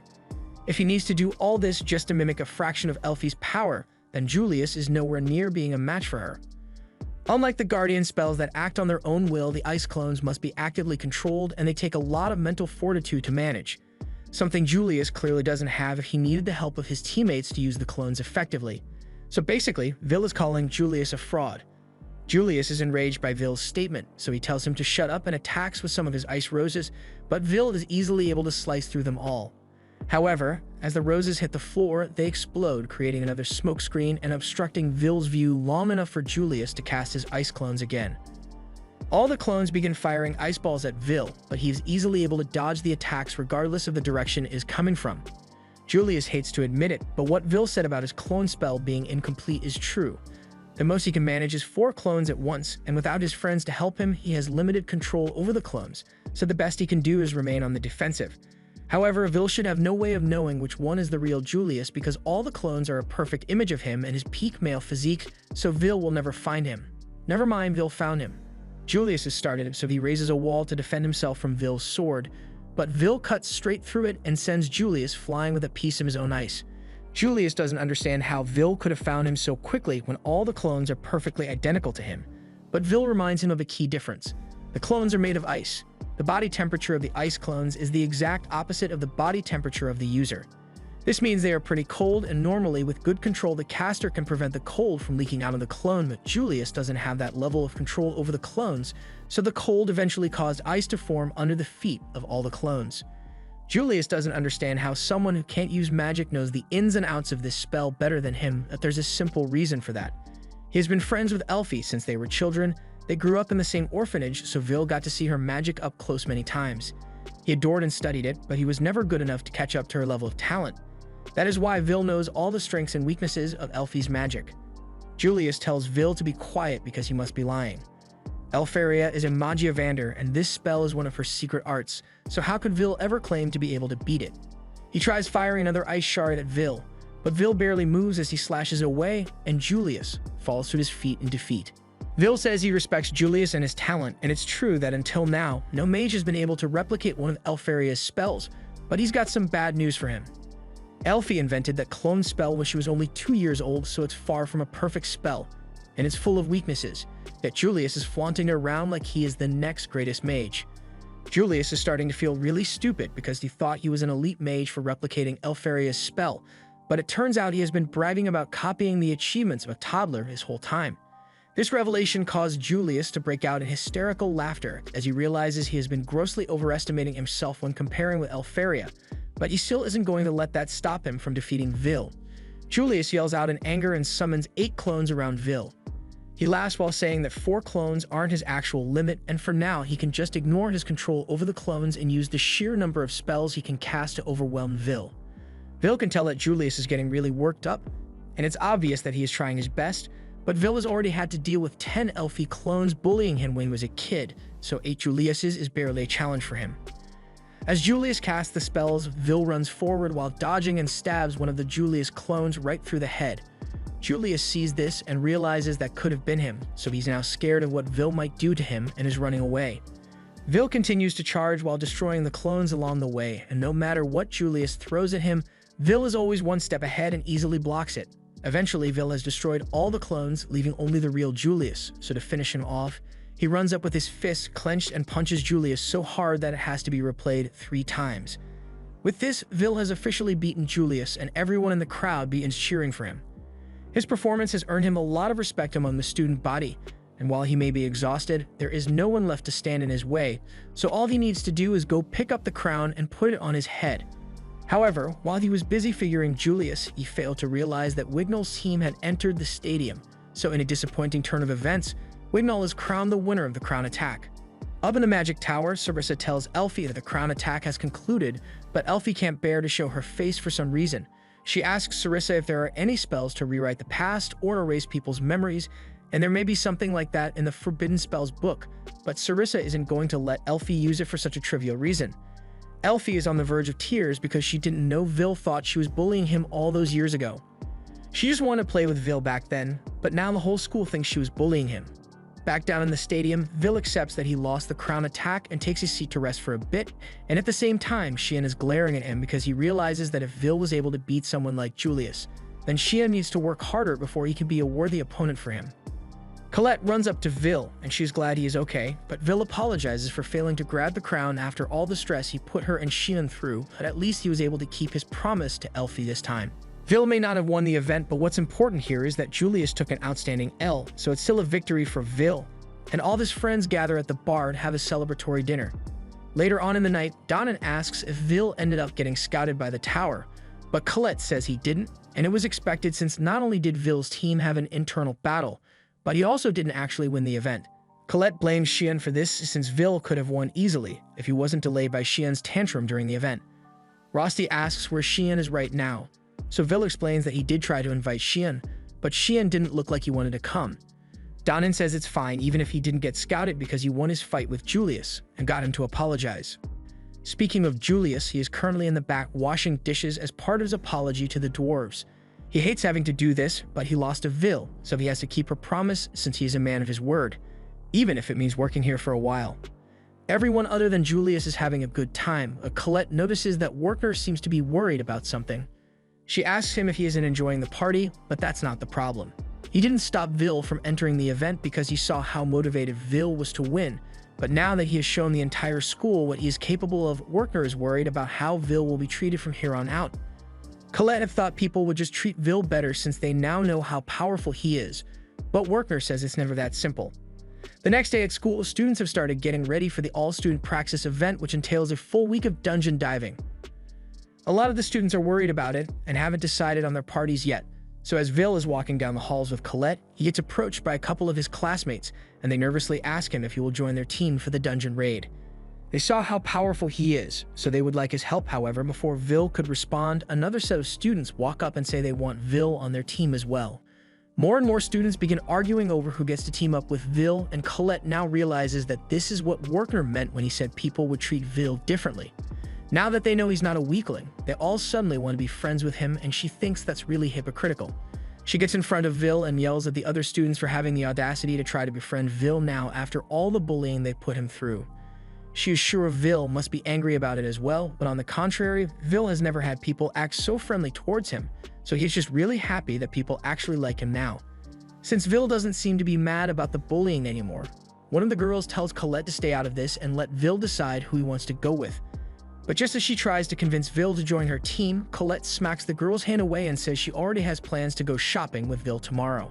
She said it in the spur of the moment, but later that night, Colette is cringing at the fact that she accidentally asked Vil out on a date. Her roommate comes into the room and teases Colette about having a date with Vil tomorrow, but Colette screams that she didn't mean for it to be a date. Rose doesn't argue with her about it, but Colette is still going to go shopping with Vil, so she should at least prepare herself for it. Colette agrees and says she should at least put in a good amount of effort, otherwise she would be rude to Vil. Meanwhile, in Vil's room, Vil is currently up doing a bit of study, and Rossi decides to ask about Vil's plans for tomorrow. There aren't any classes scheduled, so he asks if Vil will be going into the dungeon again, but Vil informs him that he actually has a shopping date planned with Colette tomorrow.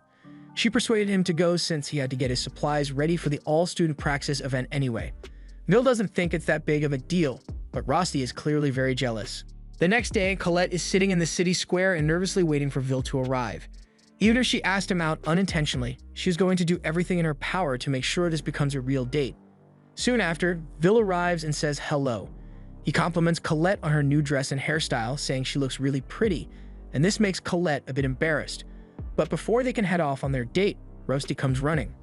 Colette has no idea why he's here, so Vil explains that Rosti was really insistent on tagging along for the shopping trip no matter what, so Vil decided to let him come. Rosti says it'll be much more fun with him around, but he just doesn't want Vil to be alone with Colette.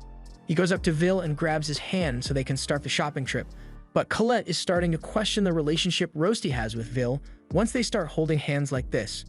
And Rosti seems like he's trying to steal Vil from her, but it's still not gay because they are wearing socks.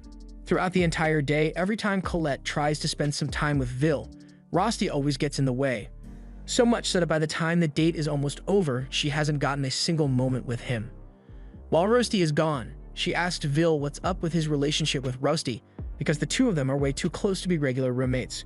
She accuses Rosti of secretly being a girl since he has such a pretty face, but Vil says that can't be possible because the two of them take baths together and Rosti has more length and girth than Vil does. Sure, Rosti may be a little handsy, but he always says no homo, so it's probably just his way of being friendly. Rosti soon returns with 2 drinks and hands one to Colette and Vil, but Vil notices that Rosti didn't get one for himself. However, Rosti says it's alright since he can just share Vil's drink instead. Colette has had enough of Rosti's antics and stops him by saying he can have her drink instead, but this gets on Rosti's nerves, so he gives Colette the side eye and tells Vil to go do the rest of his errands without them.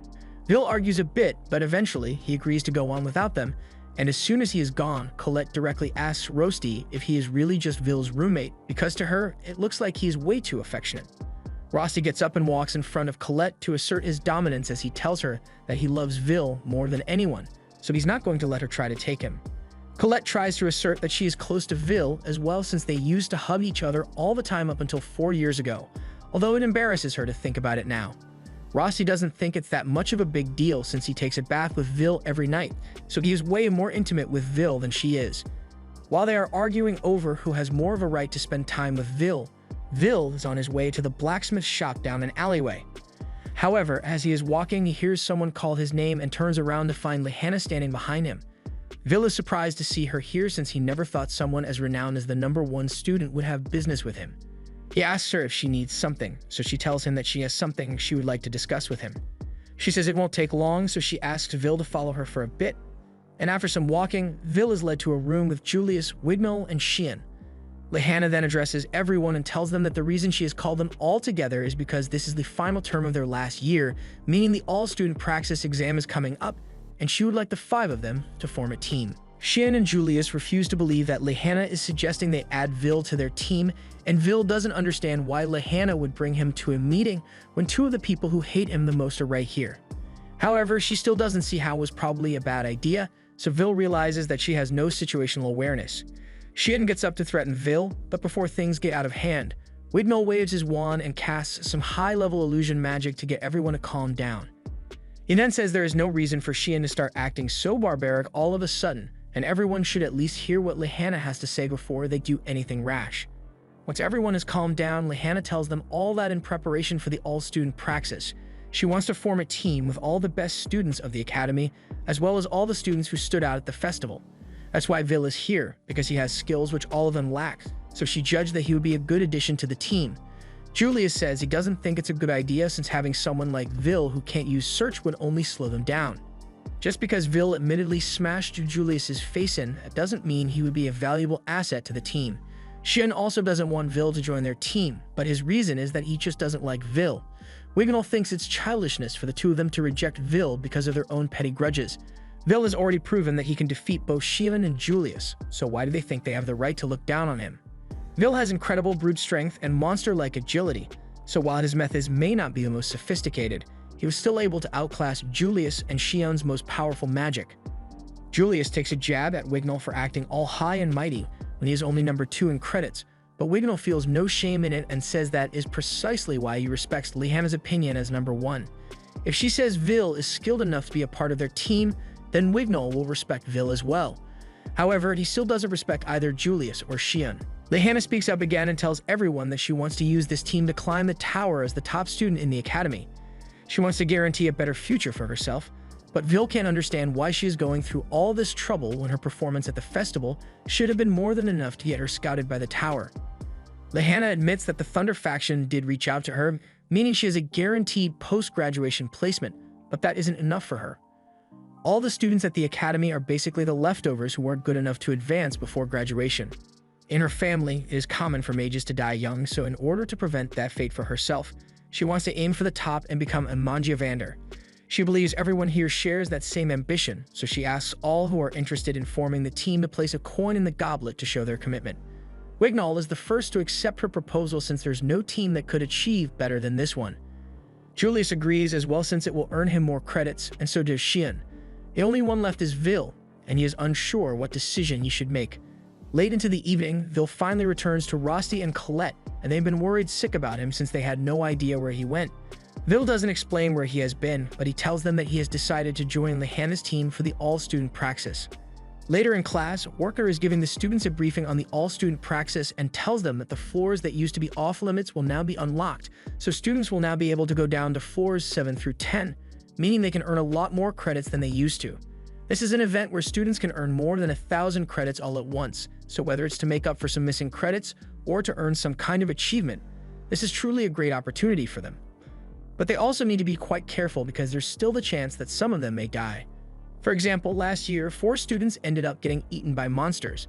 Steps have been taken to minimize risks by having professors stationed at key locations to ensure students' safety, but that has never stopped people from finding new ways to get themselves killed.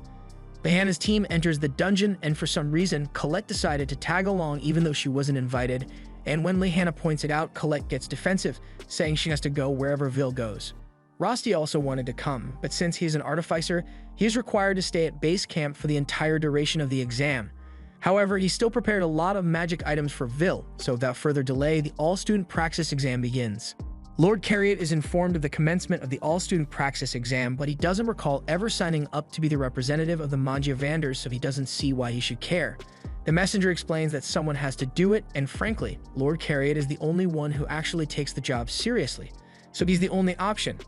Cariot resigns himself to the task, but he wonders why their king still hasn't returned from his expedition when the barrier is on the verge of collapse. Back to the praxis exam, Lehana's team sprints into the lead as soon as the event begins, and Vil is determined to get good results here and move up the tower to meet Elfie. But in the next moment, Lehana gives Wignall the signal to give everyone a boost, so he casts a wind spell and sends them all flying off the side of a cliff. But before they hit the ground, he casts another spell to keep them from crashing. As Vil is getting up, a crimson ant appears behind them, and it's followed by an entire swarm of them. So Vil readies his sword because mages aren't suited for close combat. However, Wignall stops him and says there is no need for him to do anything yet since Lehana can handle this by herself. The Owenzos family, which Lehana belongs to, is a family of knights, so Lehana is a unique type of mage that specializes in close combat spell casting, so something like this is within her area of expertise. She turns back and tells the group that it would be troublesome if they had to start competing with other students for credits, so to get the best results, they need to stay ahead of everyone else. A long time ago, Vil was taught by Worker that the most important spell in a dungeon is the search spell because it allows a mage to quickly identify any monsters or anomalies in the area, but Vil can't use it, so by the time he realizes a monster has appeared, someone else has already taken it out. If things keep going this way, then he will never get the chance to actually do anything.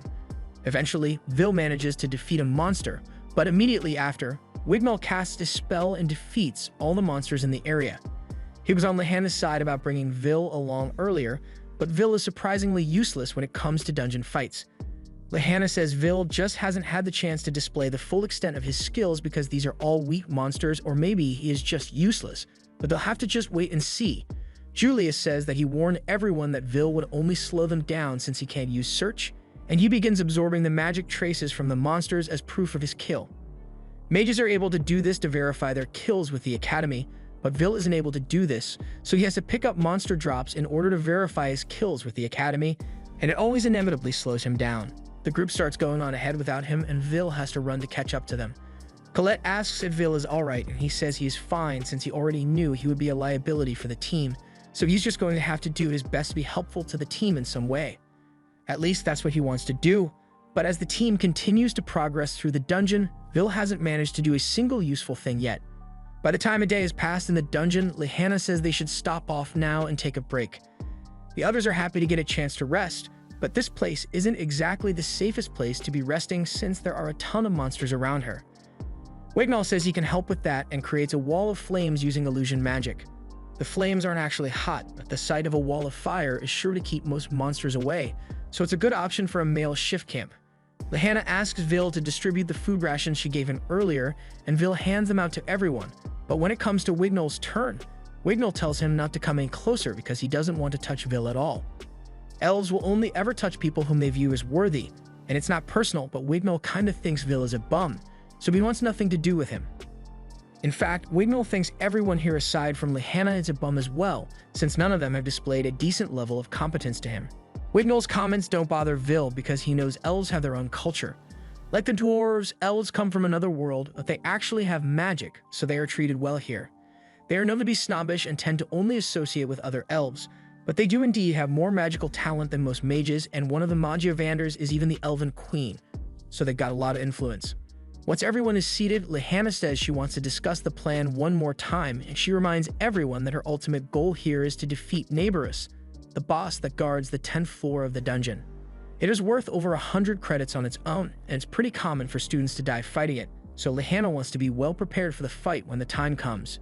Wignall is on board with her idea, but he is getting bored of having to fight weak monsters, so he suggests that they skip straight to the boss fight.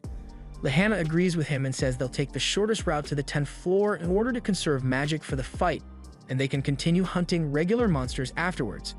Vil is pretty hesitant about fighting a floor boss, but he has only managed to earn 5 credits today, so he needs to start working harder if he intends to make the most of this exam. While the team begins their journey to the 10th floor, we get a look deeper into the dungeon where we see 2 people talking, and one of them has just killed a couple of students because he thought they were annoying, so these guys are clearly dangerous. Back with Vil's group, Julius is confident because they keep seeing monster corpses everywhere, but there aren't any other teams in the area, so it's a mystery what could have done this. Vil takes a look at one of the dead monsters, and he discovers that there are no traces of magic on the monster, so it must have been killed by sheer brute force. For now, Lehana chooses to ignore the strange scenario and tells everyone to get ready for the fight because Neighborus' lair is just up ahead. But as they approach, Vil is still on edge because the dungeon is unbelievably quiet, especially since this is supposed to be a boss monster's lair. Now that he thinks about it, they should have encountered Neighborus by now. So Vil raises his lantern, and to his surprise, he discovers that something has already killed a floor boss. This means whatever did this could still be in the area, so Lehana asks everyone to use search quickly to locate it, but they aren't able to find anything. Search is incredibly useful in a dungeon, but it still has its flaws, such as the fact that it is really hard to detect well-made traps, and other mages who are able to use the counterspell, Hide. And on top of that, some monsters are simply able to avoid detection by the search spell. Knowing this, Vil locks in with his senses, and he is able to hear a sound coming from above them, so he looks up and sees a terrifying monster about to hit them with a laser beam. He warns everyone to get out of the way, and as the blast is fired, he does his best to delay the impact so the others don't get hit. In all the chaos, the monster sneaks up behind Wignall, and he is the first one to get one shot. But now that everyone else knows the monster's position, they all begin casting their attack spells to defeat it. However, before they can finish, the monster strikes the ground and causes the floor to collapse beneath them, sending all of them deeper into the dungeon. Vil is the only one who is able to react to the situation, and since Wignall is still unconscious, he dashes over to him to make sure he survives the fall. Vil and Wignall end up falling into this red area, and Vil notices that Wignall's arm is badly wounded, so he would like to get him some medical attention. But since they fell from the 10th floor, that means they must be on the 11th floor right now. Xian and Julius ended up in the same area, and they are absolutely terrified because the 11th floor is a danger zone that only high mages are able to survive. Similarly, Lehana realizes the gravity of the situation she finds herself in, as the monsters in this place are distinctly more powerful than the monsters on any of the other floors here. And to make things worse, she's injured from the fall. She says her injury isn't that bad, and it's good that she landed here with Colette, but it's dangerous for them to be separated from the others for long since this floor is unpredictably dangerous. We get a look into Wignall's past, and he was apparently cast out from his society for being weak, and it has left him traumatized ever since. He wakes up to the sound of a giant snake head falling beside him, and he is confused since he doesn't believe Vil would be capable of killing something like that. Vil is glad to see that Wignall is awake again, but as he approaches him to help, Wignall smacks Vil's hand away and says he refuses to touch a talentless failure. Vil tells him that he doesn't care if Wignall hates him or has some kind of prejudice towards him, but Wignall isn't going to last long like this, so he needs to treat his arm. Wignall realizes Vil is right, but he says he will treat his arm by himself, so he just wants Vil to bring the supplies to him. After Wignall is done patching himself up, Vil starts thinking about the situation, and from every indication, they are royally fucked. Wignall is injured, so he isn't going to be as strong as he usually is, and their baggage has been ruined as well. Luckily, Vil still has the magic items that Rosti prepared for him, and he's also got the food rations with him, but Colette and the others should have at least a few days worth of supplies in their personal packs, so they should be able to survive on their own for a while. But in these extreme conditions, you can't predict what could happen, so Vil needs to find them before anyone dies. He tells Wignall that they need to get moving, but Wignall insists that it is better to sit still and wait for help. Vil tells him that's a dumb idea because they've already gotten attacked by a snake monster once, and with that monster on the 10th floor, there's no way help will be arriving anytime soon. Back at one of the base camps, everyone is in a panic as the base camp has been raided by dozens of monsters. Worker calls Professor Eliza and asks her what happened, So she informs him that there was a monster stampede here, and 2 of the other professors were killed and had their heads ripped off their bodies. She has also lost contact with the base camps on the 9th and 10th floors, so she thinks the situation must be bad down there as well. Werkner thinks it's no coincidence that all these catastrophes happen at the same time, so he speculates that this may have been planned by someone. For now, the Praxis event is officially cancelled, and both Werkner and Edward rush down to help the students, while Rosti is standing in the background looking very worried. Down on the 11th floor, Vil and Wignall are making their way through the dungeon, and Wignall is extremely panicked, so he keeps spamming search to make sure there are no monsters nearby, but Vil tells him he should stop doing it so often since it will eventually burn through all his magic. Wignall says he has to be on high alert in case they get ambushed by monsters, but Vil tells him he doesn't have to worry about that since he has it covered. Vil's senses are able to detect any monsters within a 70-meter radius, while Wignall's search can go to about 200 meters, so it is still necessary for him to use search to look for distant monsters, but Vil has the tight spaces covered. Everything Vil said was perfectly logical, but Wignall doesn't understand how Vil can be so relaxed when they are stranded in this terrifying place.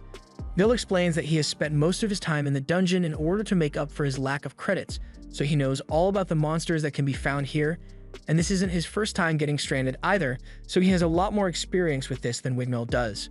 Just then, Vil is alerted to the presence of some monsters, and they are completely surrounded, so Vil tells Wignall to handle one behind them while he kills the 2 in the front. Wignall casts a wind spell and successfully knocks one of the orcs off its feet, but then he turns back and sees Vil effortlessly slicing the orcs apart, and even though he knows Vil isn't weak, he still can't believe how well he is doing against a threat like this. The orc Wignall was fighting gets back up, and he doesn't have enough time to cast a counterspell, so Wignall intends to use illusion magic to distract it. However, to his horror, it doesn't work, and he begins screaming at the top of his lungs because he's about to die. Luckily, Vil is able to step in and slash the orc in half, but Wignall is already having a mental breakdown. Vil explains that the orcs here don't have eyes, so illusion magic doesn't work on them, and that the only reason Wignall's spell wasn't effective, so he shouldn't let it get him down because he's a talented elf. However, Wignall admits that he's not talented in any way. In fact, among the elves, he's even more of a failure than Vil. Of all the elves that have come to this academy, Wignall is the only one who is still here after 6 years. All the other elves have already ascended the tower, and they all had only one thing to say to Wignall before they left. They called him a disgrace to elfkind, and the reason is due to his illusion magic. Normally, elf illusion magic is special because it is meant to give illusions physical forms. However, Wignall's illusions are nothing more than ordinary illusions, so people can't touch or interact with them at all. Vil doesn't understand how Wignall can be considered a failure when he is one of the top 3 students in the academy, but the fact that he's still in the academy and hasn't ascended the tower yet means he is just the best of the trash that was left behind. Lyanna holds the same views since regardless of your position within the academy, if one is truly talented, then one will ascend the tower one way or another. Over the past 6 years, Lyanna has had to watch as talented people leave her behind, and that's when it's set in that she's not good enough for the tower to scout her. Even her title of number 1 at the academy is meaningless because in the grand scheme of things, the academy is just a small pond in a vast ocean, and only the truly talented can make a name for themselves. Wignall learnt this lesson from a young age, and it came from none other than his milk sibling, Eleanor. They were raised together, and Wignall was incredibly fond of her, so he wanted to stay by her side forever. However, one day while he was practicing magic with Eleanor, she asked to give it a try, and despite it being her first time ever holding a wand, she was able to use magic to an extraordinary degree. And that made her a candidate to become the new Elf Queen and Magiavander, so she was taken away from Wignall. He did his best to catch up to her by training his magic to its limits, but no matter what he did, he always remained inferior to the rest of his people. And as a result, he scorned other mages like Vil because he was insecure of himself. Wignall was expecting Vil to mock him after hearing his story, but on the contrary, Vil is actually smiling because he has something in common with Wignall. Wignall tells Vil that he doesn't need to try to comfort him, and in his current state, Wignall believes he would be nothing more than a hindrance to Vil, so he's fine with being left behind. Vil stands up and tells Wignall that he won't leave him behind, and he doesn't need to worry about being a hindrance since Vil is sure he is an amazing elf, so he will protect him until he is able to get back up and fight. A few minutes later, Wignall and Vil are fighting all sorts of monsters on this floor, and everything they've encountered so far has been level 5 and above, so this should normally be too much to handle. Yet Vil is almost effortlessly slaying the monsters like it's nothing. Once Vil is done, he walks back over to Wignall to make sure he's alright, but Wignall can't understand why Vil would go so far and put himself in danger for someone like him even though he has no obligation to. Vil tells him he's doing it because he is sure Wignall is a good guy. Just then, Vil senses something behind them, and when Wignall asks what it is, Vil tells him he heard a strange noise. Wignall uses search to scope out the area, but he doesn't see anything nearby, and that's because the sound wasn't coming from a monster directly, it's from the dungeon giving birth to a monster. Wignall and Vil remain vigilant, but all of a sudden, a dungeon pimple opens up above them and green liquid begins pouring out as some monsters emerge. Vil recognizes them, and he immediately tries to spawn kill them with an explosion. The monsters are called Balkers, and they are notoriously difficult to defeat because they are immune to all physical attacks, and they are highly resistant to magic. The only thing that is effective against them is Elven illusion magic, and there is nowhere for either of them to run, so Vil asks Wignall to lend him his strength so they can defeat these monsters together. Wignall has a breakdown and tells Vil that he can't do it. He knows his illusion magic is defective, so even if he tries his best, he will inevitably get it wrong somehow. However, Vil tells that it's okay to get it wrong sometimes. Mistakes happen, and there's nothing they can do about that since neither of them are geniuses. But if are too scared to try because of mistakes, then they'll never be able to move forward. Wignall tries to warn Vil that if he screws up the illusion magic, then Vil might end up dying, but Vil assures him that he won't let himself die. He has a dream to make it to the tower and reunite with Elfie, so until that happens, death's not an option for him. Wignall is left speechless as he has come to realize that while he and Vil are both seen as inferior, Vil has never let it stop him from pressing forward, and he admires that. The Balkers begin their attacks, so Vil runs out to keep them distracted. However, his sword isn't able to do any damage, so Wignall really does need to get his act together and do something. He raises his wand to cast his spell and hopes that it works properly this time, but to his horror, his magic has no effect on the Balkers, and he believes Vil is going to die as a result of his incompetence. All the Balkers aim their blasts at Vil, but at the last second, Kiki comes to Vil's aid and creates a shield to help protect him. Vil yells that Wignall should just try again because he believes he can do it, and hearing the words "I believe in you" from Vil means a lot to him. Even his own people have never believed in him, but that no longer matters to him because as long as Vil believes in him, Wignall won't betray him, and he definitely isn't going to give up on catching up to Eleanor someday. With a new burst of motivation, Wignall is finally able to properly cast his illusion magic and create a forest that destroys all the Balkers. Vil is happy to see that Wignall has finally succeeded, but as he turns around, he sees Wignall kneeling on the ground. Wignall wants to formally apologize to Vil for his rude behavior earlier because now he realizes that Vil is truly a warrior worth respecting. Vil smiles and says he has always respected Wignall as well, so he extends his hand and they both shake to solidify their newfound friendship. After that, Vil pulls out a magic map that Roasty made for him, and with the user's blood is able to create a map of the area automatically. Additionally, Kiki still remembers Colette and Xian's scent, so as long as there are traces of them, she will be able to track them down. Meanwhile, Julius and Xian are making their way through the dungeon, and Julius is getting thirsty, so he asks Xian if he's still got some water rations. Xian does have some, but water is a precious resource while they are stuck in a dungeon like this, so they can't consume it carelessly. He tells Julius to just make some ice and drink that instead, but Julius argues that he can't waste his magic either, and they start fighting over it. Once they settle down, Julius uses search to check for any monsters nearby, but he doesn't sense anything, so he relaxes a bit. Just then, Xian grabs him by the collar and drags him into cover. Julius doesn't understand why he's doing this since the scan showed no monsters nearby, but Xian points out that they've already experienced the flaw of the search spell firsthand. Some demons can avoid detection altogether, and as Xian uses a heat-sensing spell, he is able to see the outline of an evil sentinel heading this way. And it's not just one either, there are dozens of them here, and that's not something that normally happens, so Julius thinks it was caused by the monster on the 10th floor. Xian begins walking out to face the sentinels and asks Julius to create some clone to distract them, but Julius tries to warn him against it since there's no way they could survive a fight against so many sentinels at once. Xian isn't backing down though, because the reason he got humiliated by Vil was because he couldn't defeat an evil sentinel back then, so he needs to prove to himself that he is strong enough to handle them now. At the same time, evil sentinels are attacking the base camp on floor 7, and the students are in a panic frenzy, but just before one gets squished to death, Professor Edward uses his magic to behead them and save the students. He orders everyone to retreat to the 6th floor, and then Worker comes flying in on a sky racer to take Edward deeper into the dungeon so they can rescue more students. Luckily, most of the students did not reach the 8th floor before this incident occurred, but there is one team that did. Lehana's team had already made it to the 10th floor and were on their way to defeat the 10th floor boss, so Edward is worried they won't be able to locate them in time since the 10th floor is really big. However, Werkner says he knows exactly where the team is since Kiki is with Vil and Kiki's gemstone is linked to the one in Werkner's hand. On Colette and Lehana's end, Colette is leaving some stones behind so they can retrace their steps, and as they keep going, Colette asks how long it has been since they got here. Lehana answers that 16 hours have passed since they got stuck on the 11th floor, and they are almost out of food and water. They've been doing what they can to get a little rest as they go, but the monsters constantly attacking them barely give them a chance to recuperate. Colette admits that it's only thanks to Lehana's skill that they've made it this far, but sooner or later she's going to reach her limit. Lehana stops for a moment and apologizes to Colette for this whole situation because it was her idea to rush to the 10th floor in the first place, and that is what got them stuck down here. Colette tells her that it's not her fault since it's the monster on that floor that caused this, and even if Lehana still feels guilty for organizing this party, Lehana never invited Colette. She just showed up without an invitation, so Colette says it's her own fault that she got stuck down here.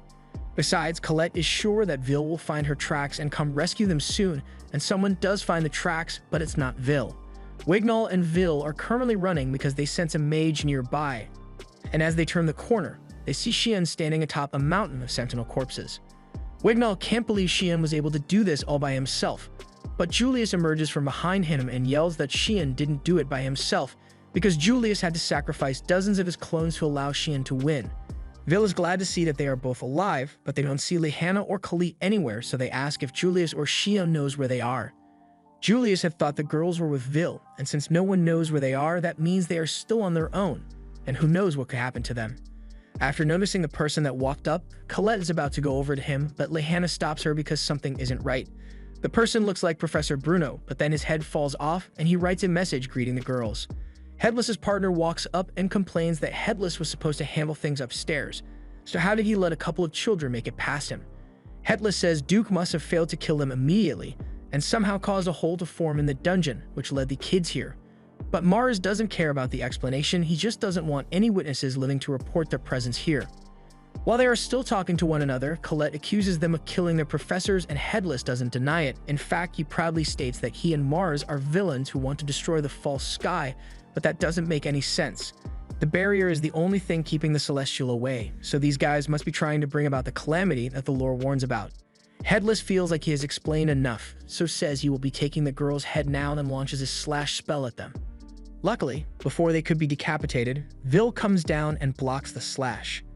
He and the others manage to find Colette thanks to the trail she left behind, and he doesn't know what's going on here, but he charges at Headless to buy some time for the others to make a plan. However, Headless blasts him before he can get close and sends Vil flying. Headless is really enjoying himself and says he would love to add them all to his head collection, but Mars drags him away and says they still need to go finish their job. So instead, Headless opens a teleportation gate and tells Duke to handle the kids instead. Before long, the monster they faced on the 10th floor teleports in, and there's no way out this time, so the team either has to face it head-on or retreat further into the dungeon. And after Duke fires an energy blast that nearly kills them all, the choice is clear since none of them are equipped to face this thing right now. Vil tells everyone to retreat into the passage behind them, but Wignall stays behind so he can stall Duke. He begins casting his illusion magic and creates an expansive root wall to block Duke's path. However, that does absolutely nothing to stop Duke as he just tears through it with brute strength. Now, Wignall is dangerously close to the monster, so Vil has to run in to drag him out of the way before he gets blasted to smithereens. Coincidentally, the blast causes a cave-in which brings down a bunch of rubble and separates Duke from Vil and the others. Now that they are safe for the moment, Colette asks what kind of monster that was and why it is so strong.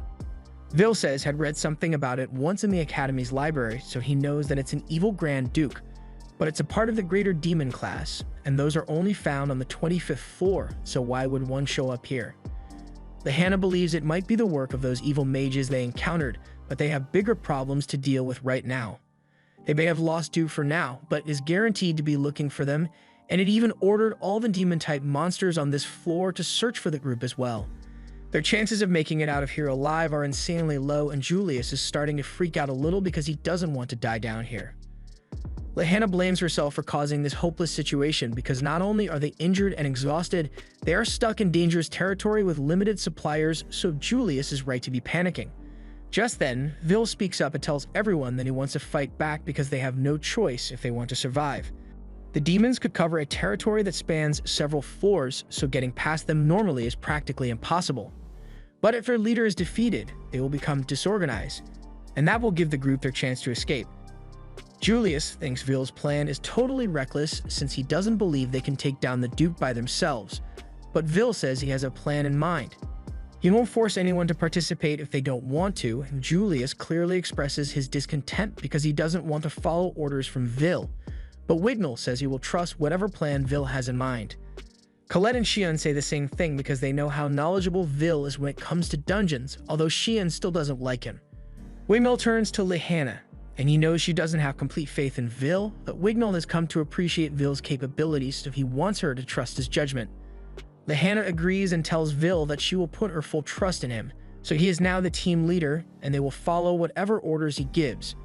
Julius isn't on board with the idea of Vil leading the team, because there's no way they can win just by following Vil's lead, and Vil agrees with him, which is why, for the plan to work, Vil will need Julius to lend him his strength. As an ice mage, he is the only one who can replicate Elfie's magic, so Vil wants to teach him one of Elfie's secret techniques to help make the plan work. A little while later, we see Vil running across the dungeon floor to lure in the Duke, and once the Duke is within range, Julius begins casting a spell from the ledge. The Duke immediately fires a blast to kill him, but it turns out to have been a clone, and several other clones continue casting Julius's spell. This is what Vil meant when he said there's a secret trick or Elfie's spell. Normally, if a spell incantation is interrupted, then it has to be started over, but if one of the clones is destroyed in the middle of casting, another one is able to continue the incantation. This way you can buy enough time to cast an advanced spell which would normally be impossible to pull off. Julius is pulling it off right now, but maintaining all these clones is really difficult for him. So he hates how he got stuck with the hardest job here. All the clones have been destroyed, so Julius runs out of cover to complete his spell. So Vil tells the others to do whatever it takes to slow the monster down so Julius can complete his spell. Colette, Wignall, and Xian all fire spells at the Duke, but it remains completely unharmed. Vil has warned them that the Duke's wings were indestructible, but they still need to slow it down somehow, so Vil runs in and tries to slash one of its wings. He manages to push the Duke down a bit, but he ends up getting shrugged off as well. Neither magic nor physical attacks will be able to do much damage, but that's fine since all they need to do for now is to act as a decoy until Julius can finish his spell. Vil and the others continue to work together so they can keep the Duke busy, and eventually, Julius is able to complete his spell, so he launches a massive icicle bombardment at the Duke. Julius is exhausted, but even after using his ultimate spell, he only managed to injure the Duke with it.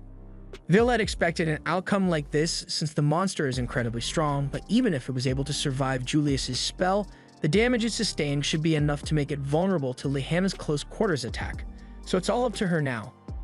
Lehana darts around the room and she is able to get within striking range of the Duke, but when she goes in for the killing blow, she ends up getting stopped by a barrier. It's an automatic one that was probably placed in the Duke by one of those evil mages, and unfortunately, the slight moment of delay caused her to lose her window of opportunity, so the Duke counterattacks and Vil is forced to run in and get Lehana to safety. He can't outrun all the blasts, so he calls on Kiki to put up a shield to protect him and Lehana, but Vil's goggles end up getting destroyed and he is about to get hit with one of the blasts. Meanwhile, Werkner and Edward are still on their way to the 11th floor so they can save the students, but Werkner can't believe what he's seeing because he doesn't understand why a Grand Duke showed up on a floor like this. But neither of them can do anything about it until they get there, so they just have to hope the students can hold out until then. After Vil got hit, Wignall uses magic to catch him and Lehana, so everyone rushes over to check on them. Lehana says she is fine, but Vil took the brunt of the attack, so she's more worried about him. Vil definitely looks shaken up, but it's more so shocked from the fact that the goggles Elfie gifted him have been destroyed. The Grand Duke is slowly breaking its way out of Julius's ice, so Xian suggests they should get ready to attack again. However, Lehana tells everyone that they need to run away. She wants them to take Vil and go while she holds off the monster for as long as possible. She may not be able to buy them much time, but she is willing to sacrifice her life if it helps everyone else survive. Colette tries to talk her out of it, but Lehana blames herself for not being able to finish off the Duke, so she feels the need to make up for it like this. Wignall walks up beside her and says he will fight as well, because aside from Lehana, Vil is the only other human he truly respects, so he wants to help protect him as well. The two of them charge forward at the Duke, and while Lehana tries to get into striking range again, Wignall uses his magic to restrain the Duke and force it to expose his core. Lehana is about to strike, but then the Duke breaks free and blows her away. The sight of the Duke easily overpowering those two further compounds the feelings of hopelessness in Xian. He is too scared to move, and he believes that inevitably Lihanna and Wignall are going to die to that monster, so the only thing he can do is run away and leave them to their fate. He's trying really hard to rationalize the thoughts in his head, but then he is interrupted by Vil, who is having a mild panic attack. Without his goggles, he is too scared to do anything, so he can't stop himself from shaking out of fear, and that's why he wants Xian to punch him in the face. Xian is enraged when he sees Vil pitifully shaking in fear, because he was the one who gave the team hope and convinced them to fight the Grand Duke, yet now he is cowering in fear. Xian begins beating on Vil and blaming him for everything that's happening, and Vil just lets it happen. But eventually, he regains his composure and thanks Xian for his help, because he is able to move again. Xian is confused to see Vil smiling when he was in a state of terror just a few moments ago, but Vil just goes to pick up his sword and asks Colette to watch Kiki while he's gone. Xian can't figure out how Vil got over his fear so quickly, but Colette corrects him and says Vil is still terrified. He's just fighting in spite of his fear, like he always does. Xian doesn't believe it since he has never seen Vil show fear before, but he has no idea what it's like to fight with a sword. As a mage, you are able to comfortably attack your opponent from a distance, but when he fights with a sword, he is forced to put his body on the line against an opponent that's far stronger and bigger than he is. Who wouldn't be scared to do that, but when it comes down to it, Vil is even more afraid of running away or losing people that are close to him, and that's why he continues to fight. Colette tells Xian that she is going out there to join Vil in the fight, and Xian is upset with himself for even considering the option of abandoning the others. As the monster continues to attack Vil, he tries to think of a strategy to defeat it. Its defenses are impenetrable, and because it is so mobile, it's hard to land a clean shot on it, so their best shot at defeating it is going to be if they can cut off the Duke's wings. Colette fires some rocks at the Duke to distract it, and since Lihanna and Wignall aren't able to fight anymore, it's up to Vil and Khalit to find a way to take this thing down. As the Duke charges up a barrage of attacks, Vil prepares himself to take it head-on, and because he doesn't have Kiki with him, a single direct hit would be fatal. But since he has seen this attack before, he is able to completely evade the blasts, and by the time the dust settles, he is high in the air and closing in on the Duke. Colette knows what Vil is trying to do, so she puts everything she has into creating the strongest sword possible for him. And with it, Vil is able to destroy one of the Duke's wings. Now the Duke won't be able to defend itself anymore, so they just need to land a critical blow on it, and luckily, Xian is here to do exactly that. He rides in on his guardian as a distraction while he chants an advanced spell, and once he gets close enough, he fires the Inferno spell at point-blank range. However, even this proves to be insufficient to finish off the Duke. If neither a wand nor a sword was enough to slay it, Vil has no idea what to do anymore. Just then, a shard of ice falls from the ceiling, and we see that it came from Roasty. Vil doesn't know he is there, but he hopes that the ice will be enough to make Vil remember. We see a flashback of a woman holding an infant Vil, and she had hopes that one day, Vil would be able to bring the wand and the sword together. Vil suddenly gets an idea and darts for his sword while asking Xian to shoot some magic at him. Xian doesn't hesitate and does as he is told, so Vil slashes the magic and has it absorbed into the blade. Vil feels more power than ever surging through his body, and with it, he is able to cleanly slice the Grand Duke in half. Now that the Grand Duke has finally been defeated, Vil collapses to the ground due to exhaustion, and he can feel the strength leaving his body as his sword goes back to normal. He isn't sure what that power was or why he possesses it, but since the threat has been taken care of, he can rest assured that everyone is safe. Unfortunately, as he turns around, the group hears the terrifying screams of all the evil sentinels in the area heading straight for them. The sentinels probably heard the sound of the Grand Duke being killed and are coming to get their revenge, but no one in the group has any strength left to fight with, so they are completely defenseless against these monsters. Worker and Edward can see the sentinels attacking the team, so they try their best to get there in time to help, but they are too far away to make it before anyone gets hurt. Julius is the first one to get attacked, but before the sentinel can harm him, a staff is plunged into the ground and dozens of magic circles appear around the sentinels, and with a single spell, each and every one of them is vaporized. Vil recognizes it as a high-level annihilation spell, but he wonders who could have possibly cast such a powerful spell. So if he looks up into his surprise, he sees a bunch of men in white robes. Worker and Edward arrive soon after, and they are shocked as the leader of the white robe people removes his hood and reveals that he is Aaron Oldking. He is the king of the Magiavanders and consequently the most powerful of them as well, but what could he have been doing all the way down here? Vil takes a look at the others in his party, and it looks like they were returning from a dungeon raid deep in the lower floors, so they just happened to be returning from a campaign ended up here. Eren tells the children that they have fought well, and they all begin celebrating their survival, but while everyone was focused on Eren, Vil was more interested in the baggage carrier in a black robe. The boy seems to know something about Vil's nature. This is the first time they are officially meeting, so he walks up to Vil and introduces himself as Finn.